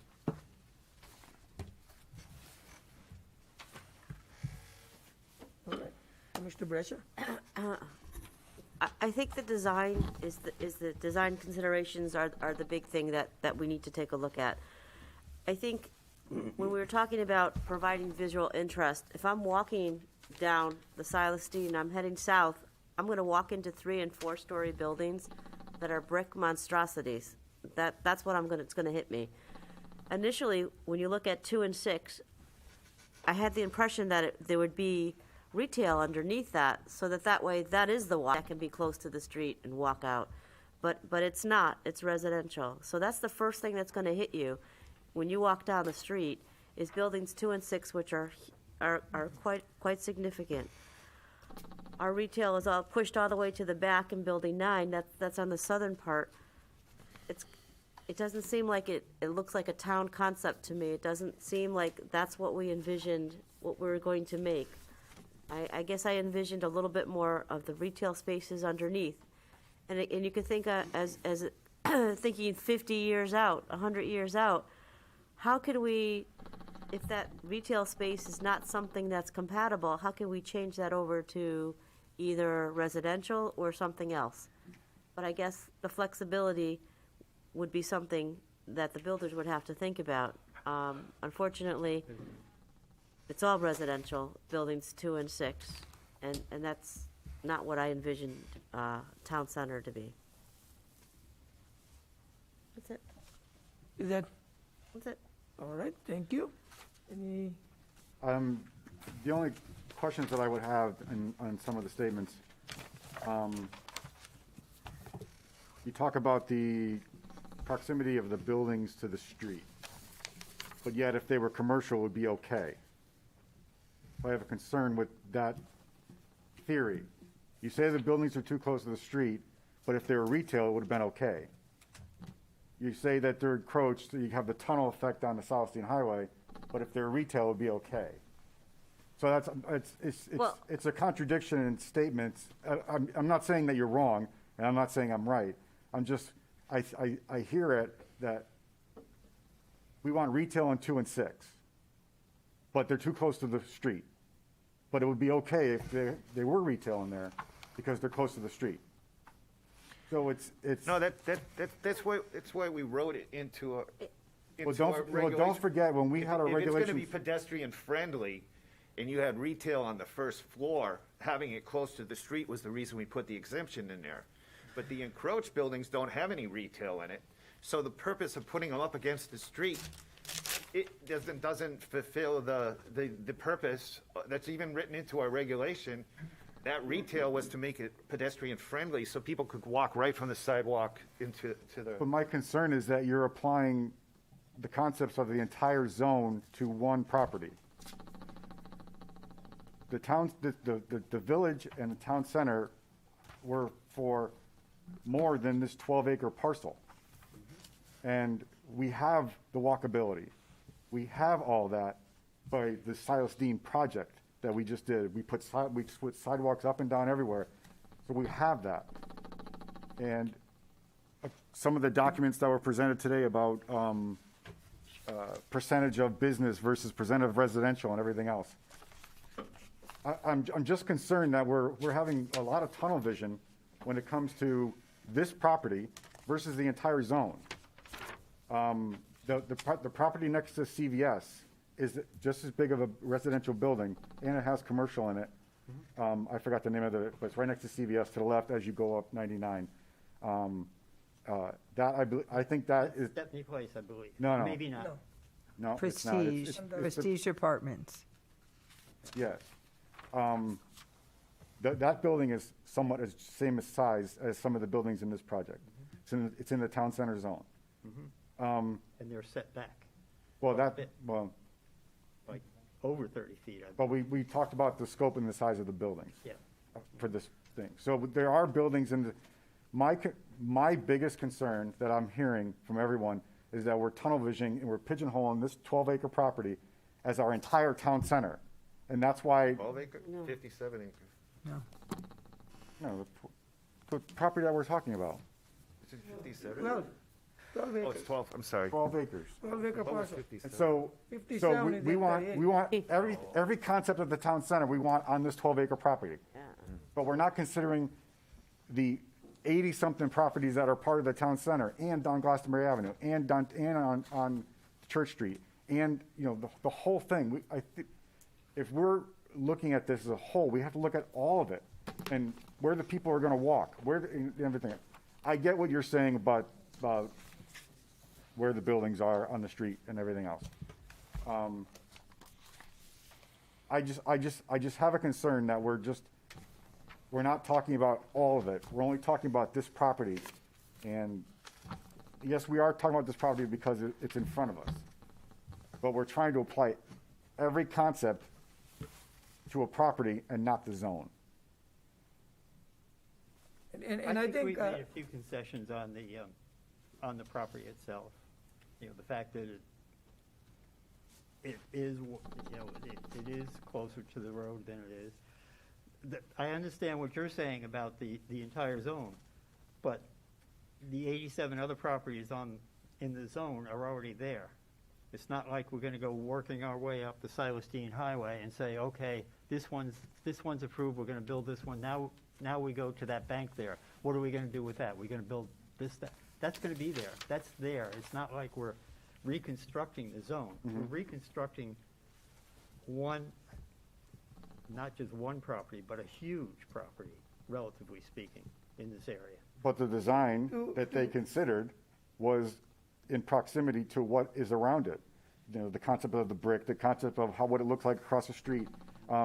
We heard testimony tonight from an architect, an expert who designed it, said, we took all of this into consideration and that's what we put into our street front to match Scrubs across the street, to match CVS, to match 2360 Main Street, those condos. So that's why I'm struggling with it. It looks like there was much care in how they put that facade up. And then getting in the back, we got to the more traditional, and I also want to bring up that, and if you guys can make sure that I'm correct on this, this is the only parcel in town where multifamily can be built. After this parcel is developed, there's no more multifamily in this town. I think you might be right. yes. Yeah. Okay, I want to make sure that we're all on record for that because this is what we decided back in 2015 and when we redid our regs again, because when we did our regs after the POCD, we found that they were too stringent that this property could never be developed, so we had to go back and basically take out pages and pages of stuff because it was too stringent of what the concept was. But this isn't multifamily, this is mixed use. No, I'm just saying, I understand that part. But there was some concern from the public, more apartments, multifamily. And I just want to make sure we're all on the same page. There's no more in this town after this project. And I'm okay saying it because I feel very comfortable looking at our regs and saying, there is no more in this town after this project. And let me, the other argument out, I know we're not debating it, I just wanted to say it, just because people need to understand it. The other argument I would bring is, we say, yes, the bank is there, the other buildings are there, they are already there. As I said, we have always let the highway dictate, and whether we want to agree or not, that's what we see out there. We see Route 99, and we see development set behind, and we see parking lots and cars right in the front. Now, we developed this village district, and we had these buildings in the front. On one hand, we are saying, well, the consultant says this. This was the same consultant who gave us those guidelines to bring those buildings up front. And what this developer did is, that's what they, and with the town staff, that's what they did. The town staff said, bring it front. On one hand, we want consultant to say something and we want to abide by. On the other, we question the same consultant. But his Now, rationale. the other thing is, we also built a senior center. What do you think of the senior center? We had the same concerns that we had, that we were bringing them now. And we were told, because when we brought up the historic structure and historic this, look at that structure right now. Is that a historic structure? It's a modern art. It has brick, which has been, brought in, and this developer is using. There is modern, long, large, glasses. If you look at the facade, it doesn't even come any closer to historic, monument. So I think we have to look at what we did to our own building, where we had a full control of that building. What did we do? How did we comply with that? To be honest with you, Right. that's basically irrelevant to this project. I think, but that's the vision we are talking of. We are talking about 100 years down the road. What we are not doing is, we are focused, we are not even focusing on what we did 2 years ago, right? I think that's what it is. It's what are the reasons that, you don't feel comfortable? Just by saying it doesn't meet the design, doesn't cut doesn't cut. My opinion or your opinion or whoever's opinion is different. I think we have to go by the regulation. What does the regulation say? The regulation, What design you the want? regulation doesn't. But what design? These regulations, we discussed it, is Right. that this is, the issue with the town center district is that there's criteria to meet, and those criteria are subjective, and those criteria are qualitative criteria. And whether you agree whether those qualitative criteria have been met through the design characteristics is what we're talking about here. Are you But saying? isn't it a state law that you can't consider that? Yeah, there is a new state law that. Okay, I had a few things. I know the word character came up, but I wanted to go back, if I may, before we get to that. Victor mentioned multifamily. Under the town center zone, of which there are other parcels, and yes, parcels are developed. That doesn't mean they'll never be redeveloped. That doesn't mean our regulations won't change. Keep in mind, under the Fair Housing Act, and I tout this all the time when I talk about affordable housing, what have you, under the Fair Housing Act, we have to provide housing opportunities for all. And that means single-family homes, that means condos, that means multifamily, that means studio apartments, it means the gamut, affordable housing. Presently, in the town center zone, we have active adult housing as well, and then we have residential units in one or more mixed-use buildings or as part of a mixed-use project. And then if you go to the definition of mixed-use project, we're talking about it could be in a single building, it could be both commercial and non-commercial in one building, or it could be in separate buildings. That was all modified back in November of 2020. So when you say this is the last property for multifamily, not necessarily. I'm Because I you think I'm can- generalizing the scale Okay. of what we're doing. Okay, The scale. because I things can understand things can be redeveloped, so I just the wanted. Wednesday, Tuesdays, but the scale. Yeah, I just wanted to clarify that. No, that's And fair. then, under character, I know I've had this conversation multiple times. There's a new public act out, and I know I've introduced this to the commission once again multiple times in their packets, under Public Act 2129, where we talk about, and all municipalities talk about the character of their community. And what's the character of your community? Is it suburban? Is it urban? Is it historic? Is it modern? Well, under Public Act 2129, that goes out the window. Now, we're not talking about the character of the community, we're talking about the character and physical characteristics of the parcel. So when we talk about this particular parcel, one thing that really stands out for me as one of the staff people that have been dealing with this parcel for years is the topography. How it's up by, it's at street level in the front of the property, and then it sharply drops off in the back. You don't realize the grade difference in this property. That's why I think the developer did a good job of addressing that with as far as, Expressing her opinion. stories, having more stories in certain areas of the property versus others. So we have to think of the physical characteristics of the property, not the character of the community. And that's under law that's in effect now. So our regulations will be being modified to reflect that. They have to. And I think what you talked about, the mixed use doesn't say whenever there is a building, you have to have retail at the bottom. That is not the requirement. The mixed use definition it doesn't say you always have to have a retail. And We we may all have agree. discussed, We all and agree you to may that. not, right, I mean, I think right now, my opinion, as I said, people's opinion doesn't matter. I think you have to read what the mixed-use development is defined as by our regulation. And does this development meet that mixed-use development definition? We may want 100% retail. I mean, but the regulation has no percentage requirement. On that note, I'm sorry, not to interrupt. On that note, we had an offer tonight from the developer for this extra retail space. Yeah. How do we want to handle that as a commission so we can make it a condition? Because I did not condition it. Correct. Because I wanted to talk about it. Okay. How do we want to handle that? You If want to this- take up the offer on 24 months? I didn't. or how- Me personally, I would like to see it be a firm condition that the bottom floor of the office building be commercial.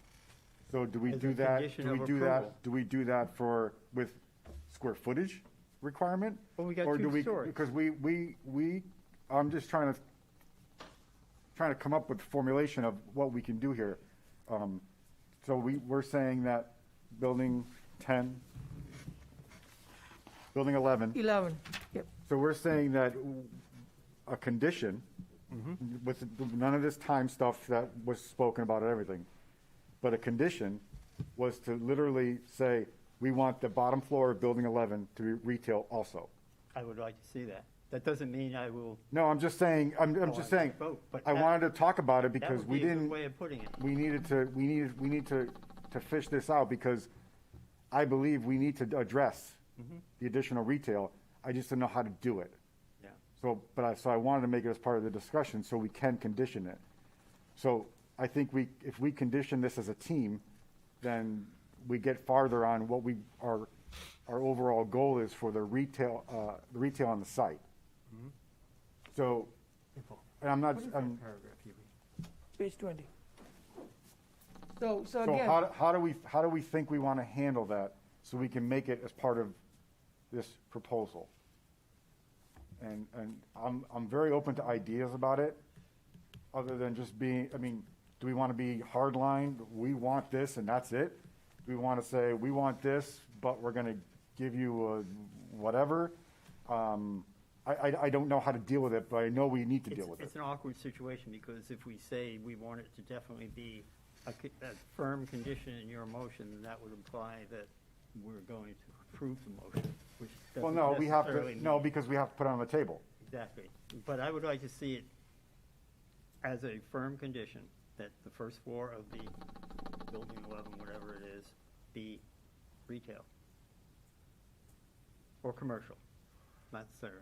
So do you want to, so you're going to, so I'll you're make that- basically making that to me? I'll make that as a condition, offer that as a condition. And then, so technically, I have to say I approve that? Okay, Alan, could you just state that again, so I can, What's the building number? building 11? First floor of building number 11 be commercial or retail. Commercial meaning could be a restaurant, retail meaning it's a store that you're selling goods at. Office is considered commercial, though. Okay, and So- we'll make it so- retail then. So retail is considered restaurant, right? And it's Well- retail restaurant? No, restaurant's restaurant.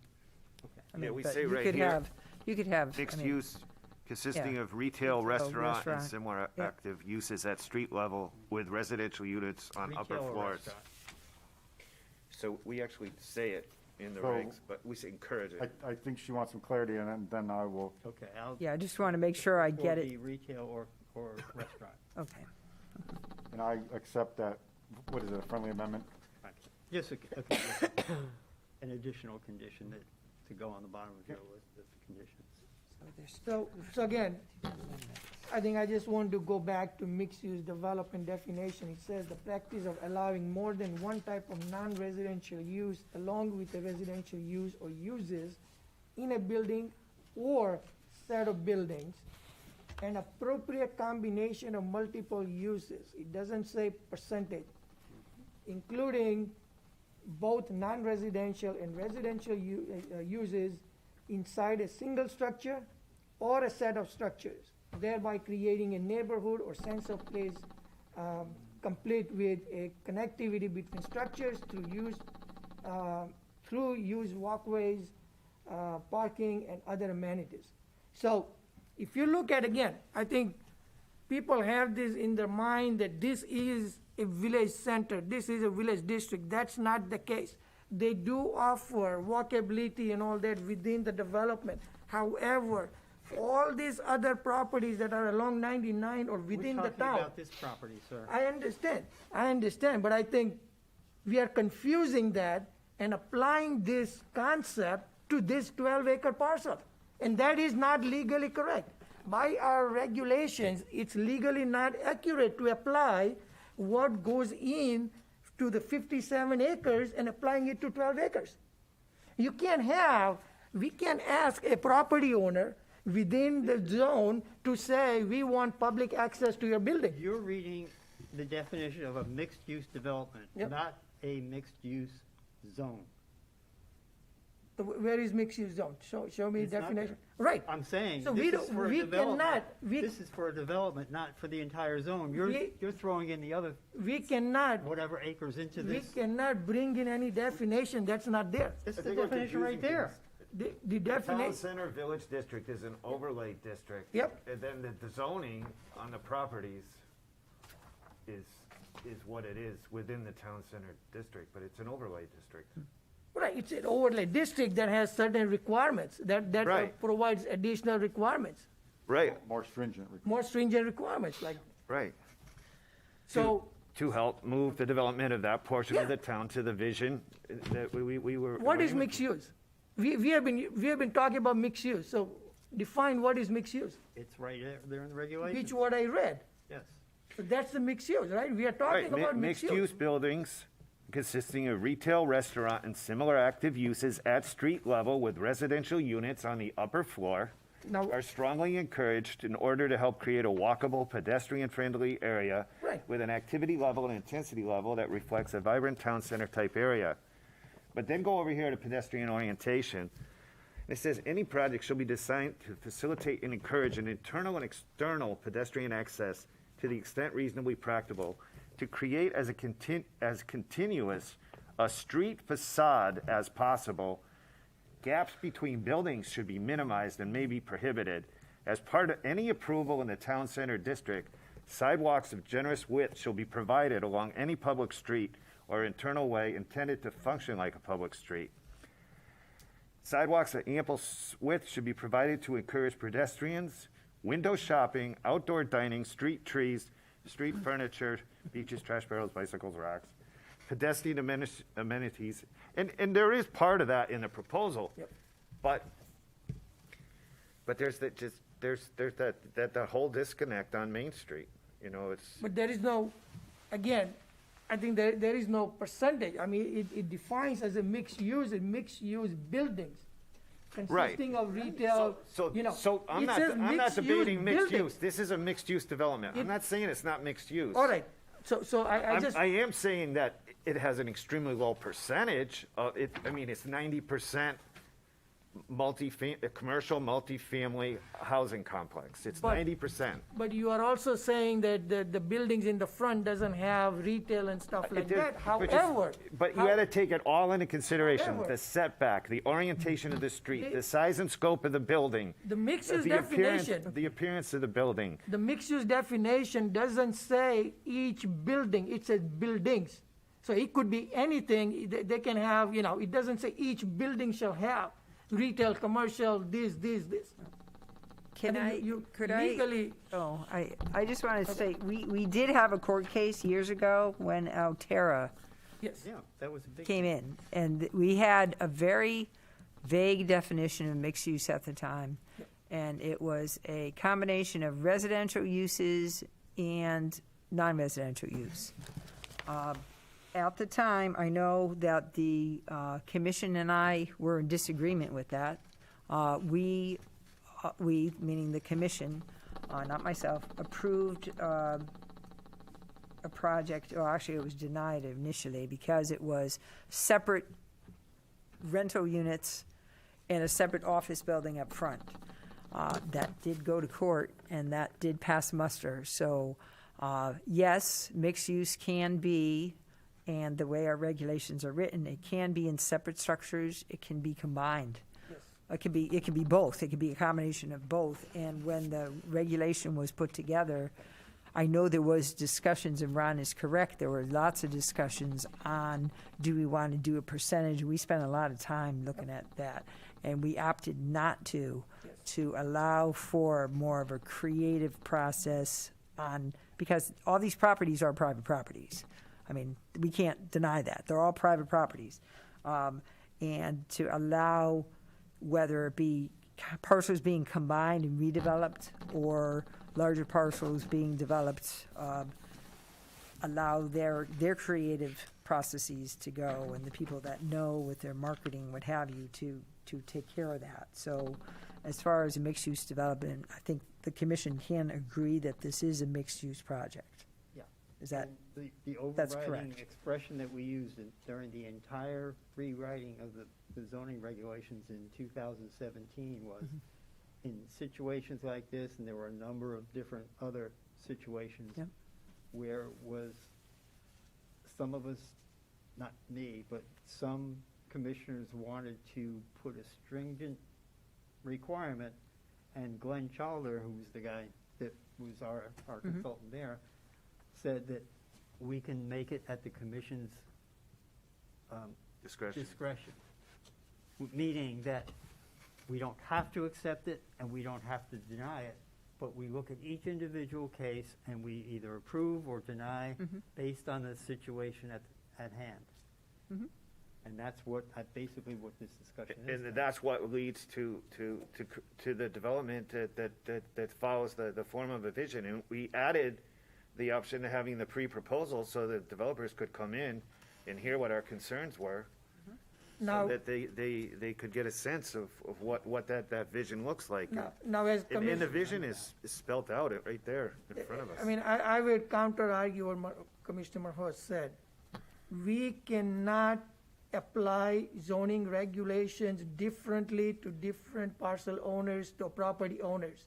That is illegal. We can go by what is written in our regulation. We cannot That's say. what I'm saying we do. I think what you just said is, when proposal comes Well, to there- us, we can decide. We can decide based on what we have in front of us. We cannot apply what we want or what we want to do or what we like. That's illegal, and that's a legal issue. But that's, I think that's because we have overlay. right, but even within overlay district, we cannot say a 2-acre parcel who comes to development, oh yeah, you can have all housing, that's okay. Or you just put one and that's okay. We're getting way off the track. No, I think that's what is happening. We are applying zoning regulations differently for different proposals. I think that's what you just implied. And if that's the case, that is illegal. I mean, No, that's not what's happening here. No, No, that's but we're not, aren't definitely we not what's adding happening. the additional village district considerations in 8.c.5? We're adding that overlay, like we're adding that piece on top of. So Right. that's the additional consideration? Right. Is that how I'm interpreting that? Yeah. So that we're adding that as an addition on top of? We have like 100 considerations in the village district to apply to the application. These are all the things that go into the decision about whether you're gonna approve or deny. There is no, it's not black and white like you make it sound. I do regulatory enforcement all the time as part of my job. I'm an environmental compliance auditor. That is easy to do compared to this because I can tell you, oh, that's this and that's that. This is taking the design considerations, taking all the supplemental considerations with the overlay district and applying to the proposal, which is why there has to be a common understanding and vision of where we're going. And the principles are ironed out here. And what I'm arguing and what I'm saying is that we didn't, we're being told they met the principles, but in reality, we didn't meet the principles because there's just certain aspects of this project that are missing the mark. And again, I won't go in what our expertise is because I've done a lot of planning. Kim knows where I come from. So again, the principles that we are trying to apply is we are trying to apply 50, 60 acres worth of principles into this particular development. You want to see all those principles in just this 12 acres. We are not doing that. I think that's what it's coming down to. No, that's your I think- interpretation of that. That's not what we're doing. So I think What we're doing is we're applying the overall regulations, including the plan of conservation development recommendations too, onto this development. Yep. We're not applying everything that can be possibly happen in those however many acres that you mentioned, 55 or whatever. Yeah, it's a No, we're not 58 doing acre that. zone. We're applying the zoning regulations on this property, period. And the zoning regulations have a lot of different aspects, as Commissioner Robbins just said, that can be taken into account and into consideration for approval or deny, or non-approval, because this isn't a motion to deny.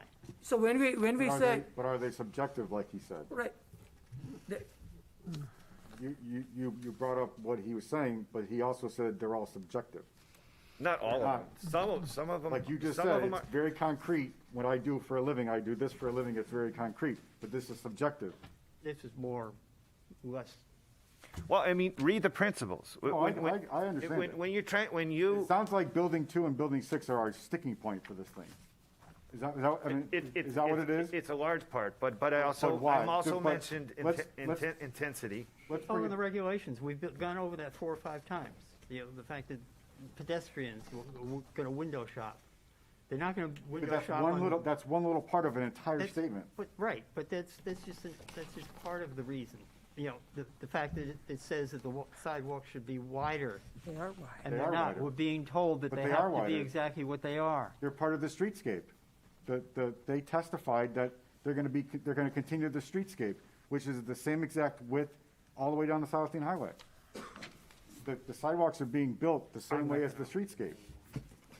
I think if there is counter motion, we have to understand exactly what this proposal doesn't meet, because I think it's important to understand how this proposal does not meet particular statute or particular regulations that we have, and which section it doesn't meet. Generalizing things as a design, we don't have a theme. And as I said, in this zone, we don't have a theme that says, you know, it should be all gable, or it should be this, or it should be that. I mean, it's a hodgepodge of development. And that is because of the highway. Highway has dictated what we do, and highway is dictating today what we do to this development, because we are afraid of traffic, we are afraid of safety, we are afraid of this, we are afraid of snow coming down. But if you want a town center, if you want a town, cohesive center, you have to have a cohesive development where people will be walking, and you are not just seeing the parking lot, car parks and all that. I mean, that's a urban development. On one hand, we are talking about suburban Rocky Hill, but then, we want urban type of development. So I think that's where I'm lost as to, how this proposal doesn't meet the regulations. Well, And we can, as, You were just talking about, Zimple, you were just talking, once again, back to Public Act 2129. Yep. You were just talking about cohesive, you were talking about compatible with the area. Once again, we're getting back to that character that we cannot, Yep. by law, we can't be dealing with that. And We I have to think- deal with the comply with parcel. our regulations because of the. Our regulations are going to be updated because they have to be. our regulations are So- incompatible with state statute as it stands right Yes, now. as are many municipalities, because this just came out not too long ago, and we're chipping away at some of the We have a things we have to problem do. Yep. Because you're asking us to, I'm asking you to comply with state law, that's one thing, yes, and with the intent of our zoning regulations and our POCD, and that's what, these are your tools you have to work with, so that's all I'm asking. well, then But- my opinion is it's an impossible situation tonight because we have zoning regulations that say one thing and a public act that says something else. So what do we do? They're butting up against each other, correct? That's correct, but we have to comply with it's the physical characteristics of the site. It's physical characteristic, it's not, The village district report is we have a consultant, and it's advisory, and there's certain things that they're saying is up to the commission. As you can see in the original, December 27th, 2021, there were two things for P and Z to decide. One And that's was- what we're trying to do. Yeah. So,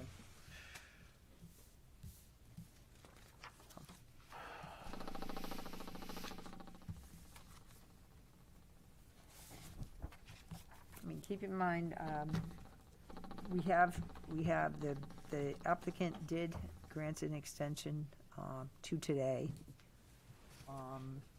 I know I hate to bring this up because I know there's time frames for everything, but our next meeting is January 19th. Motions I know were made, 2 friendly amendments were made and seconded. The commission has, as you know, you have a few options. You can approve with conditions, you can deny without prejudice, and you can table. If you were to table it, you would have to withdraw the friendly amendments in the seconds, and you'd have to withdraw the motion. So, those are your options. Say that third option again. Basically, we just take everything off the table. That's what table means. You'd have to table it, but you'd have to withdraw the second amendment, friendly amendment, the first friendly amendment, and the motion. If you were to table it to look at these issues and concerns in depth, that's up to you as a commission. Would we then need the applicant to give us another extension? That's a given. You would have to, because right now they've granted an extension. This is not a public hearing. Well, actually, the public hearing's done. Yes, public hearing's done. I'm sorry. He I'm should not sorry. be. Yes, I'm sorry. I apologize. No, I know. No, I mean, he's not I know. talking I'm to us. sorry. I think it's- Yes, I'm sorry. I was a little caught up in the moment. I apologize. Yes, he reminded me, I thought we were still doing that. You do not need any extension because the public hearing is closed. Yep, So, yep. But what I is our apologize for timeframe that. It's Then just after been- the public hearing is closed, is there any time frame? You have 65 days from today. So, yeah. I'm just so used to the public hearing mode, I apologize. So, what do you want? I think we have a motion on the table. with Well, two amendments. there's two friendly amendments Two on the friendly table, amendments. And which were second. seconded, and an emotion. But as we talk here, I hear a huge concern about the applying of the state reg versus our reg, and how the state law supersedes our regs, and we're just not in it. We just don't have our regs here. So how do we get our hands, how do we grasp that? Could you, if we were to, let's say, hypothetically, if we were to reject this motion, if the vote was like 5-0 or 3-2 or 4-1, and then we would need, we have to come to a decision if we do one, then we have to do something else. We can't just leave it with a denied, with a, Well, you'd have to take back the second friendly no, I'm not amendment, saying, take I'm back. saying if we vote on this and it doesn't pass, then we have to take some other action tonight, correct? No, I think that's done. Well, it depends on what the One vote and is. two is done, Yeah. 3 is next time. The table is next time. The table carries this on, 1 and 2, stop it right now. Stop, yes. Except it- So in other words, Yeah. if we were, If you were okay. to approve with conditions or approve, or if you were to not deny or deny without prejudice or with prejudice, I mean, that ends it. That would end it, yes. That ends it here. Or if you were to table it, you would have to withdraw the friendly amendments and then withdraw the motion. Right, and what would be the purpose of tabling it? If you wanted to reconsider whatever you're discussing, that's up to the commission. And if we don't want to reconsider everything that we discussed tonight, then we just proceed tonight? Well, that's up to the commission. Yeah, okay. But, I mean, we've got this thing looming over our head of state statute 20 or state reg 20, whatever it is. Public Act 2129. Yeah. And that went effective. I have And it right there's here. several different October 1. things in there. That's several different Yep. things to do in there. So Right. we're tackling some of them which takes, this month. which takes out a lot of what we've been talking about for the last Correct. X amount of minutes. Majority of time. And exactly. it's mean, it's this is troubling for all of us to This is- talk about it. This is something we can run by our town attorney. I could contact our town attorney if I would need permission to do so, obviously. I'd have to go through the chain of command to do that. We, but- we have to apply, we have to. In that scenario, hold on, comply. I'm sorry, hold on. Yep. In that scenario, what does that do, other than saying that the state law overrides our zoning commission, Yeah. or zoning regulations? Is that ultimately what we're Yeah. asking her? Him or her? I think assume what so. we need to ask is how what we're discussing tonight is out of compliance with with the Public Act. How are we not complying with it, with what we talked about and any possible decision tonight? You're saying that Yeah, and if this is as big. you're saying there's a public act out there we have to consider. Fine, okay. Did any of did his motion, whether it passes or fails, violate Public Act 20? That's my question. Does it or doesn't it? Do we know? If we don't know, then we should probably table it.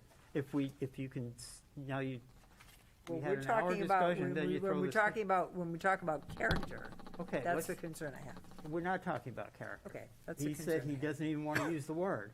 Okay. Yeah, no, compatibility, encroachment, I- intensity, pedestrian friendly. I mean, I'm using all the words out of our regulations. No, I'm not using character. Yeah, I mean, we're just following our regulations. even We're know not what- violating Public Act 20 then.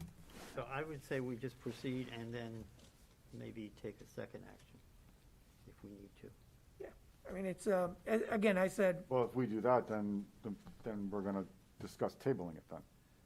For No, a I'm second saying that action. we No. just proceed with the motion and take a vote.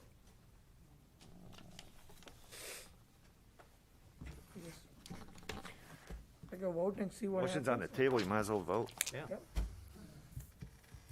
All right. Motion is on the table. Well, we have a motion, we have friendly amendments too, so. Yes.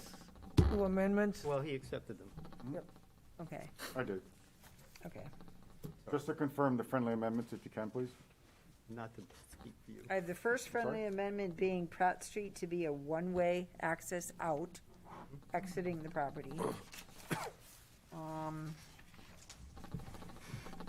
Second friendly amendment is the first floor of building 11 to be commercial, commercial meaning retail and/or restaurant. Is that what you intended? Yeah, Okay, just making sure. for discussion. And so I just want to have discussion on that one way. We have to look at if that creates an access issue or egress issue in terms of when there is a safety, like when there's a fire or anything like that, That would be staff comments then. having a second, egress that can come in and out. Would you or- consider that staff comments, Alan? Yeah. Staff, Yes, fire what, department, yeah, department, all they that. got carte blanche to haul that. Yeah.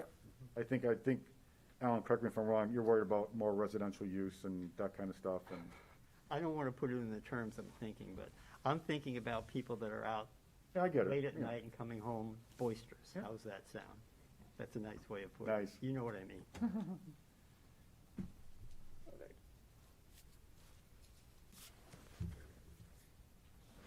You said? Sure, let's All go. right, we can vote. So motion is on to approve with 2 amendments, And several conditions. several conditions and all that And considerations. in consideration. So all in favor? Aye. Oppose? All right, so motion fails. 3-2.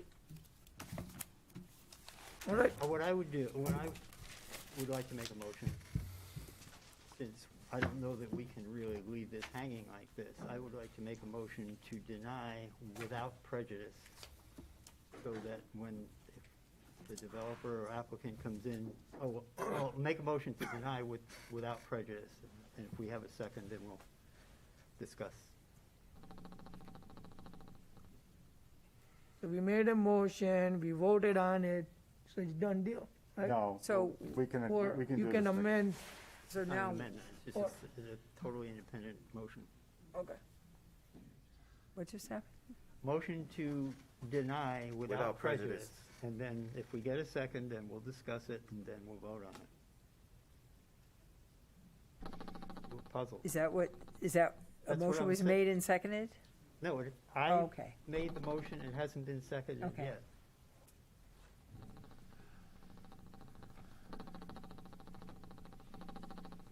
May I have a second? Second. All right, all in favor? Well, no, we gotta Okay, discuss. discussion. The purpose of this motion is so that the applicant can take all the concerns that we've discussed in the last hour or two, see how they can incorporate it into a new I guess it would be a new application, but if it's without prejudice, then there's no then they don't have to Timeframe. wait a year or 2 years or whatever the time frame. They can do it. They may have it on their computers right now to make a really quick change and be back in a month or two. That's the reason I say deny without prejudice.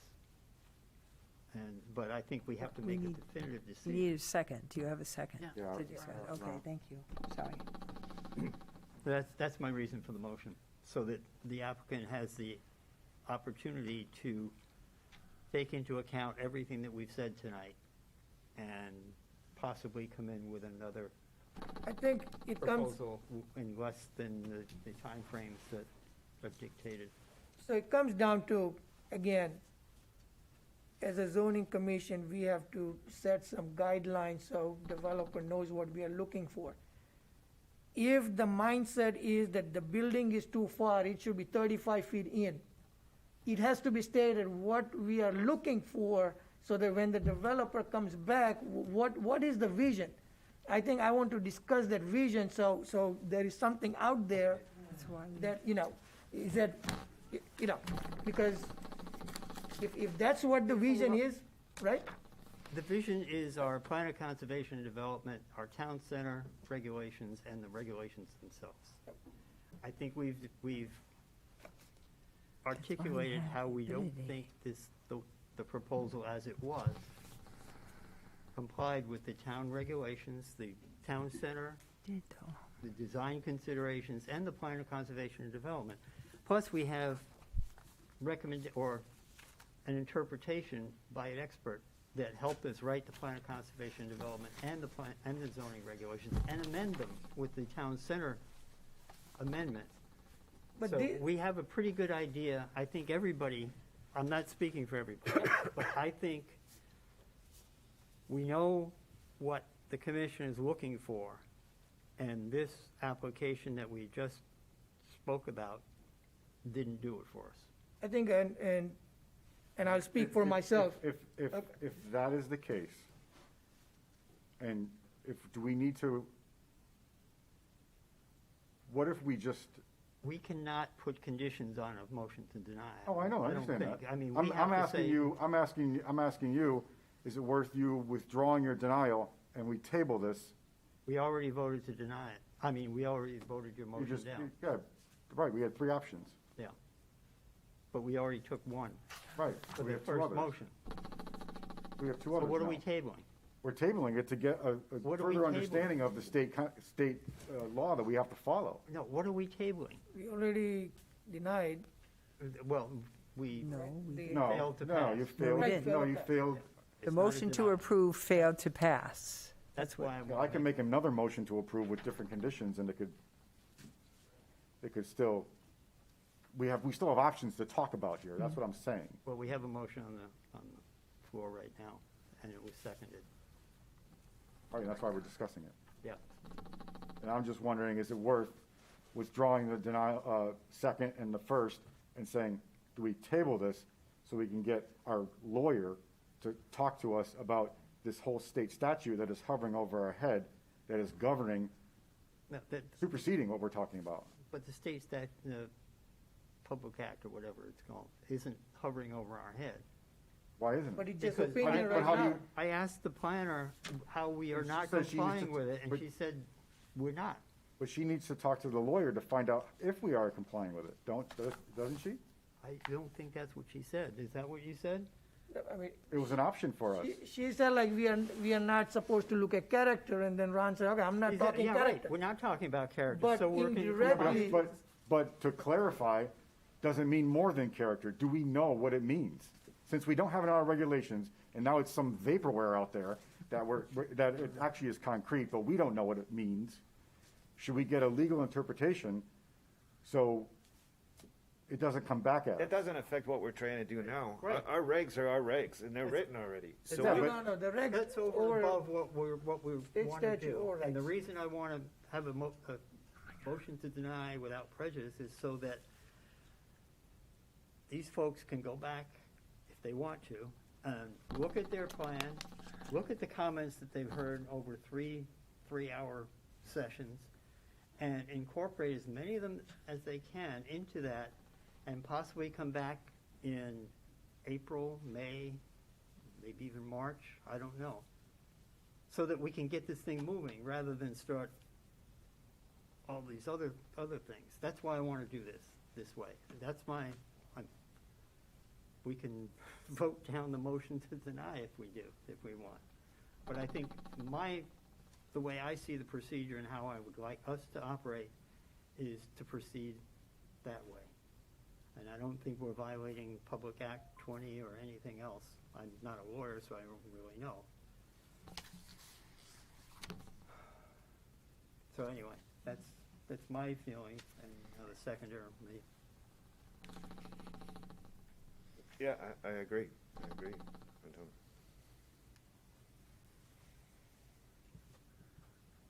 So we have a motion and a second. Why don't we vote?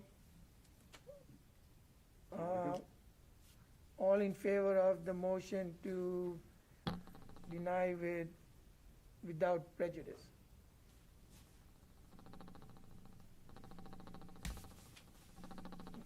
I don't approve.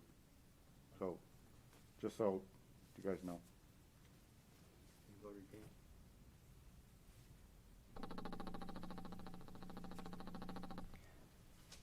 Can you go through, I mean, I know, Do a roll call, please. yep.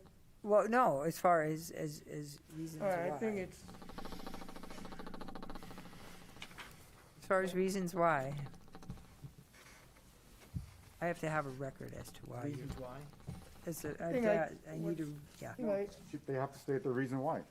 Why we're voting. why you're voting the way. Okay, well, the reason I made the motion was that it's obvious, based on our discussion, I think, can I go back? I think I voted in the wrong way. I was wondering about that. I voted, I was thinking something different. It's, The vote was 4-1. no, it's, No, 3 to 2. 3 to 2. 3 to 2. Okay. I had something else in my mind. Okay, so where do we stand now? You have to explain your rationale now. You denial. Okay, the Actually- rationale is that, we've discussed, and I think we've sufficiently demonstrated to the commissioners that this proposal or development or application does not comply, does not comply with our zoning regulations and the town center regulations. However, we want the applicant to have the opportunity to, if they want to revise their plan, come back as soon as they want, rather than limit it to the normal time frame for denial. Now, I don't know if you want me to get into specific paragraphs and aspects of it. Yeah. As far as how, yeah. Sorry? You're saying it doesn't comply. Right. I would ask how. Well, then I'll get my list again.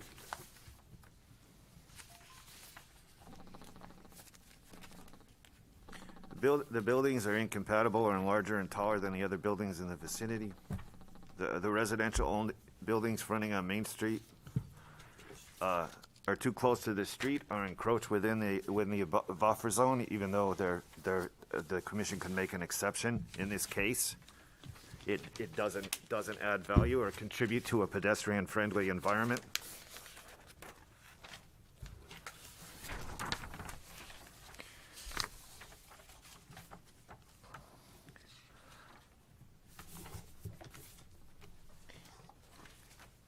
In our opinion, it doesn't fulfill the vision of The town center? the town center in the Five Corners intersection, envisioned to be a focal point of the town center.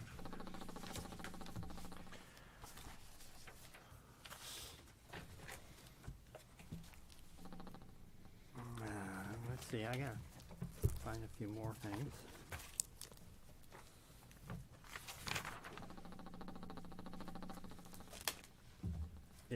It doesn't accomplish a desirable transition with the streetscape and provide for the adequate buffers between incompatible land uses and safe vehicle. Well, that's probably not it. Here I am. The building facades should be staggered to decrease the commercial strip image. There's so many things. Roof lines should avoid flat horizontal lines. I mean, we could just You could just read through all the additional village district considerations if And you roll want. through the last hour's worth of the video. This is really getting stupid.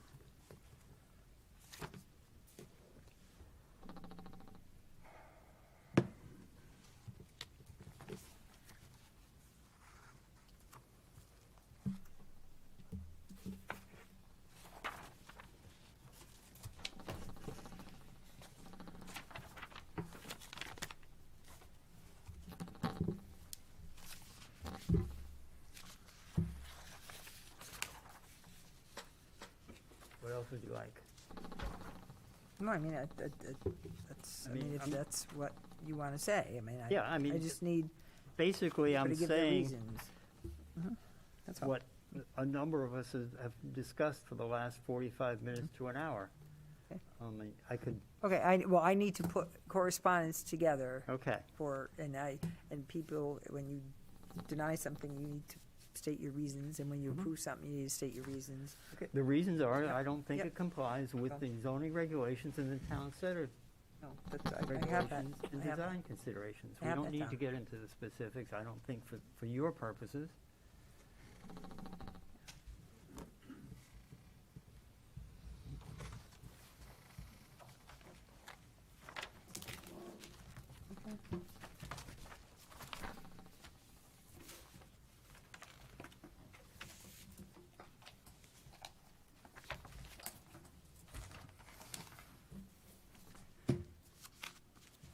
Are you all set?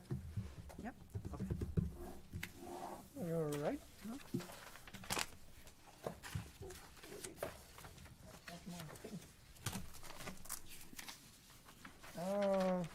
Next item on the agenda, Motion to adjourn. a second, please. Second. All in favor? Aye. I'm gonna vote against that, I don't want to stick around all night.